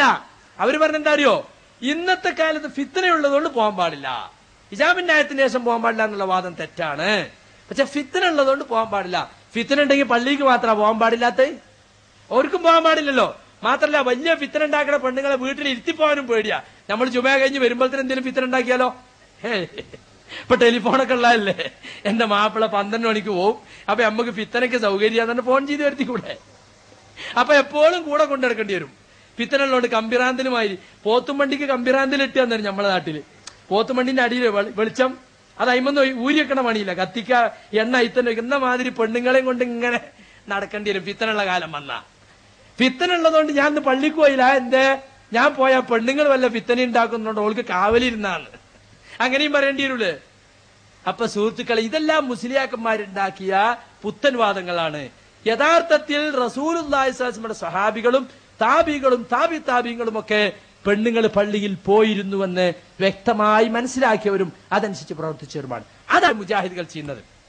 അപ്പോ മുജാഹിദുകൾ പുത്തൻവാദികളാണെന്ന് പറയാൻ ഇവർ കണ്ടുപിടിച്ച 2 തെളിവും തെളിവല്ല. പിന്നെ പറയലെന്താന്നറിയങ്ങള്, എന്നാലും നിങ്ങൾ സഹാബികളുടെ 2ാം ബാങ്ക് തട്ടിയില്ലേ, ഒരൊറ്റ ബാങ്കല്ലേ നിങ്ങളെ പള്ളിയിലുള്ളൂ, നല്ലൊരു ദിക്റ്. ഞാൻ ചോദിക്കട്ടെ, റസൂലിന്റെ കാലത്ത് ഒരു ബാങ്കല്ലേ ഉള്ളൂ അല്ലെ? റസൂലുള്ളാഹിന്റെ കാലത്ത് ഒരു ബാങ്കുള്ളൂ. ഇന്നൽ അദാന യൗമൽ ജുമുഅത്തി കാന അവ്വലുഹു ഹീന യജ്ലിസുൽ ഇമാമു യൗമൽ ജുമുഅത്തി അലൽ മിംബരി ഫി അഹ്ദി റസൂലില്ലാഹി സ്വല്ലല്ലാഹു അലൈഹി വസല്ലം വഅബീ ബക്കർ വഉമർ റളിയല്ലാഹു അൻഹുമാ فلما كان في خلافة عثمان كثروا أمر عثمان يوم الجمعة بالأذان الثالث فأذن به على الزوراء فثبت الأمر على ذلك. إمام بخاري كتاب الجمعة ഉദ്ധരിച്ച ഹദീസാണ്. സായിബ് ഇബ്നു യസീദ് എന്നാ ഉദ്ധരിക്കുന്നത്. റസൂലുള്ളാഹിന്റെ കാലത്തും അബൂബക്കർ ഉമർ എന്നീ ഖലീഫമാരുടെ കാലത്തും മിമ്പറിൽ ഇമാം കയറി സലാം പറഞ്ഞ ശേഷം കൊടുക്കുന്ന ഒരൊറ്റ ബാങ്കേ ഉണ്ടായിരുന്നുള്ളൂ. പിന്നെ ഉസ്മാൻ ബിൻ അഫ്ഫാന്റെ കാലം വന്നപ്പോ ജനങ്ങൾ വർദ്ധിച്ചു, കെട്ടിടങ്ങൾ വർദ്ധിച്ചു എന്ന് വേറെ റിപ്പോർട്ടിലുണ്ട്. ഇന്നത്തെ മാതിരി മൈക്കൊന്നുമില്ല, തൊള്ളബാങ്ക് കൊടുക്കാണ്. അപ്പൊ തൊള്ളബാങ്ക് കൊടുത്ത അങ്ങാടിക്ക് കേൾക്കൂല, വാച്ചില്ല, ക്ലോക്ക് ടവർ ഇല്ല, സൈറൺ ഇല്ല, ഒന്നുമില്ലാത്ത കാലാണ്. അപ്പൊ സ്വാഭാവികമായും നിസ്കരിക്കാൻ സമയമായി എന്ന് അവർക്ക് അറിയില്ല. അപ്പോ ഫഉദ്ദിന ബിഹി അല സൗറ, സൗറ എന്ന് പറഞ്ഞാൽ ഒരു ചന്തപ്പര, മാർക്കറ്റിലുള്ള ഒരു കെട്ടിടം. ആ കെട്ടിടത്തിൽ പോയിട്ട് ഇങ്ങനെ, അത് ബാങ്കിനല്ല എന്നാണ് ഇമാം അത്താ റളിയല്ലാഹു അൻഹു പറഞ്ഞത്. നിസ്കരിക്കാൻ സമയമായോ എന്ന് പറയും. അപ്പൊ എല്ലാവരും പള്ളിക്ക് വരും, പള്ളിയിൽ വന്നിട്ട് സാധാരണത്തെ പോലെ ബാങ്ക് കൊടുക്കും. ഇപ്പോഴോ പള്ളിയിൽ വെച്ച് 2 ബാങ്ക് കൊടുക്കുന്നു. നമ്മൾ വെല്ലുവിളിക്കുന്നു, ഏതെങ്കിലും ഒരു സഹാബി അല്ല ഏതെങ്കിലും ഒരു ഖലീഫ, 4 ഖലീഫമാരുടെ കാലഘട്ടത്തിൽ പള്ളിയിൽ വെച്ച് 2 ബാങ്ക് കൊടുത്തിട്ടുണ്ടോ? നിങ്ങളെ കൂറ്റനാടിന്റെ പരിഭാഷയിൽ പോലും പറഞ്ഞ എന്താണ്? ഹിശാം ബിൻ അബ്ദുൽ മലിക്കാണ് ഈ ബാങ്കിനെ, സൗറായിൽ വിളിക്കുന്ന ബാങ്ക് ഉസ്മാൻ റളിയല്ലാഹു അൻഹു ശേഷം 80 കൊല്ലം കഴിഞ്ഞ് ഹിശാം ബിൻ അബ്ദുൽ മലിക് പള്ളിയിലേക്ക് മാറ്റി കൂറ്റനാടിന്റെ പരിഭാഷ 5433. അപ്പൊ ഉസ്മാൻ ബിൻ അഫ്ഫാന്റെ കാലം കഴിഞ്ഞ് 80 കൊല്ലം കഴിഞ്ഞിട്ട് തുടങ്ങിയ ബിദ്അത്താണ് നിങ്ങളിപ്പോ ചെയ്തുകൊണ്ടിരിക്കണത്. ഇപ്പൊ വാച്ച് ഇല്ലാത്തൊരു കാലം വന്നു, മൈക്കല്ലാത്തൊരു കാലം വന്നു, സൈറണും ഇല്ല, ഒന്നും സമയം അറിയാൻ ഒരു വഴിയില്ല. എങ്കിൽ മാർക്കറ്റിൽ വേറെ പള്ളിയില്ല, പള്ളി കുറെ എപ്പുറത്താണ്. എങ്കിൽ മാർക്കറ്റിലൊരു കെട്ടിടത്തിന്റെ മുകളിൽ കയറി നിങ്ങൾ വിളിച്ചോളിയൊരു ബാങ്ക് ജുമാന്റെ കുറച്ചു മുമ്പ്. അതിന് ഞങ്ങൾക്ക് തടസ്സമല്ല. അത് എന്താണ് ആ ബാങ്ക് കൊണ്ടുവരാനുള്ള കാരണം? ആ ഹദീസ് തന്നെ പറഞ്ഞിട്ടുണ്ട്, ജനങ്ങൾ വർദ്ധിച്ചു, കെട്ടിടങ്ങൾ വർദ്ധിച്ചു, ബാങ്ക് കേൾക്കാത്ത അവസ്ഥ വന്നു. ആ ഇല്ലത്തിപ്പുണ്ടോ? ആ കാരണമുണ്ടെങ്കിൽ ഇന്നുണ്ടാക്കാം. ആ കാരണം നീങ്ങിപ്പോയി. ഇന്ന് മൈക്ക് ഉപയോഗിക്കുന്നതുകൊണ്ട് എല്ലാ സ്ഥലത്തും ബാങ്ക് കേൾക്കാം, എല്ലാവരുടെ കയ്യിലും ഇന്ന് വാച്ചുണ്ട്. അപ്പൊ പറയും മക്കത്ത് 2 ബാങ്കല്ലേ, മദീനത്ത് 2 ബാങ്കല്ലേ. മക്കത്തെയും മദീനത്തെയും ബാങ്കും തറാവിയും മാത്രം മതിയോൽക്ക്. മക്കത്ത് നിസ്കാരത്തിന് ശേഷം കൂട്ടപ്രാർത്ഥന ഉണ്ടോ? മക്കത്തെ പള്ളിയിൽ പെണ്ണുങ്ങൾ വരുന്നില്ലേ? അപ്പൊ പറയും മക്കത്ത് പോക്കറ്റ് അടിയുണ്ട്, ചെരുപ്പ് വെക്കണോലുണ്ട് മക്കത്ത്. എന്നാ ആ കൂട്ടത്തിൽ എന്തും കൂട്ടിയാളി 2-ാം ബാങ്കും. സുഹൃത്തുക്കളെ, ഞങ്ങൾ എന്താ പറഞ്ഞറിയോ? നിങ്ങൾ മക്കയിലേക്ക് നോക്കൂ, മദീനയിലേക്ക് നോക്കൂ എന്നൊന്നും ഖുർആനിലില്ല. ഉണ്ടോ? മക്കത്ത് ചിലപ്പോ ഇനി വല്ല സദ്ദാമും ഭരിച്ചു നിൽക്കുക, അല്ലെങ്കിൽ ആയത്തുള്ള ഖുമൈനിന്റെ ഷിയാക്കൾ ഭരിച്ചു നിൽക്കുക. അവിടെ ജാറുണ്ടാവും. എന്നാ നമുക്ക് ജാറുണ്ടാക്കാൻ തെളിവാ? അവിടെ എന്തെല്ലാം ഉണ്ടാവും ചിലപ്പോ. അത് ഇസ്ലാമിൽ തെളിവല്ല. ഇസ്ലാമിൽ തെളിവ് ഖുർആനും സുന്നത്തുമാണ്. തറക്തു ഫീക്കും ശൈഅൈനി ലൻ തളില്ലു മാ തമസ്സക്തും ബിഹിമാ കിതാബല്ലാഹി വസുന്നതി. എന്റെ സുന്നത്തും അള്ളാഹുവിന്റെ ഗ്രന്ഥവും മുറുകെ പിടിക്കണം. അതാണ് ഞാൻ നിങ്ങൾക്ക് വിട്ടേച്ചു പോകുന്നത്. അത് മുറുകെ പിടിച്ചാൽ നിങ്ങൾ വഴിപിഴക്കുന്ന പ്രശ്നമില്ല എന്ന് അള്ളാഹിന്റെ റസൂൽ പറഞ്ഞിട്ടുള്ളത്. അപ്പൊ കിതാബിലുണ്ടോ സുന്നത്തിലുണ്ടോ എന്നാ ചോദിക്കേണ്ടത്. മക്കത്തുണ്ടോ മദീനത്തുണ്ടോ എന്നല്ല. മക്കയിൽ ഹംബലി മദ്ഹബ് അനുസരിച്ചാ കാര്യങ്ങൾ നടക്കുന്നത്. ആ നാട്ടിലെ സൗദി അറേബ്യയുടെ ഔദ്യോഗിക മദ്ഹബ് ഹംബലി മദ്ഹബാണ്. അതുകൊണ്ടാണ് അവിടെ തറാവി നിങ്ങൾക്കറിയോ, റമളാനിൽ അവസാനത്തെ 10 വന്ന ഇശാന്റെ ശേഷം 20, പിന്നെ തഹജ്ജുദിന് 13. അപ്പൊ എത്രയായി? 33. കാരണം എന്താ അറിയോ? ഹംബലി മദ്ഹബില് തറാവിന്റെ റക്അത്ത് മുഅയ്യനല്ലാന്നാ, എത്രയാവാന്നാ.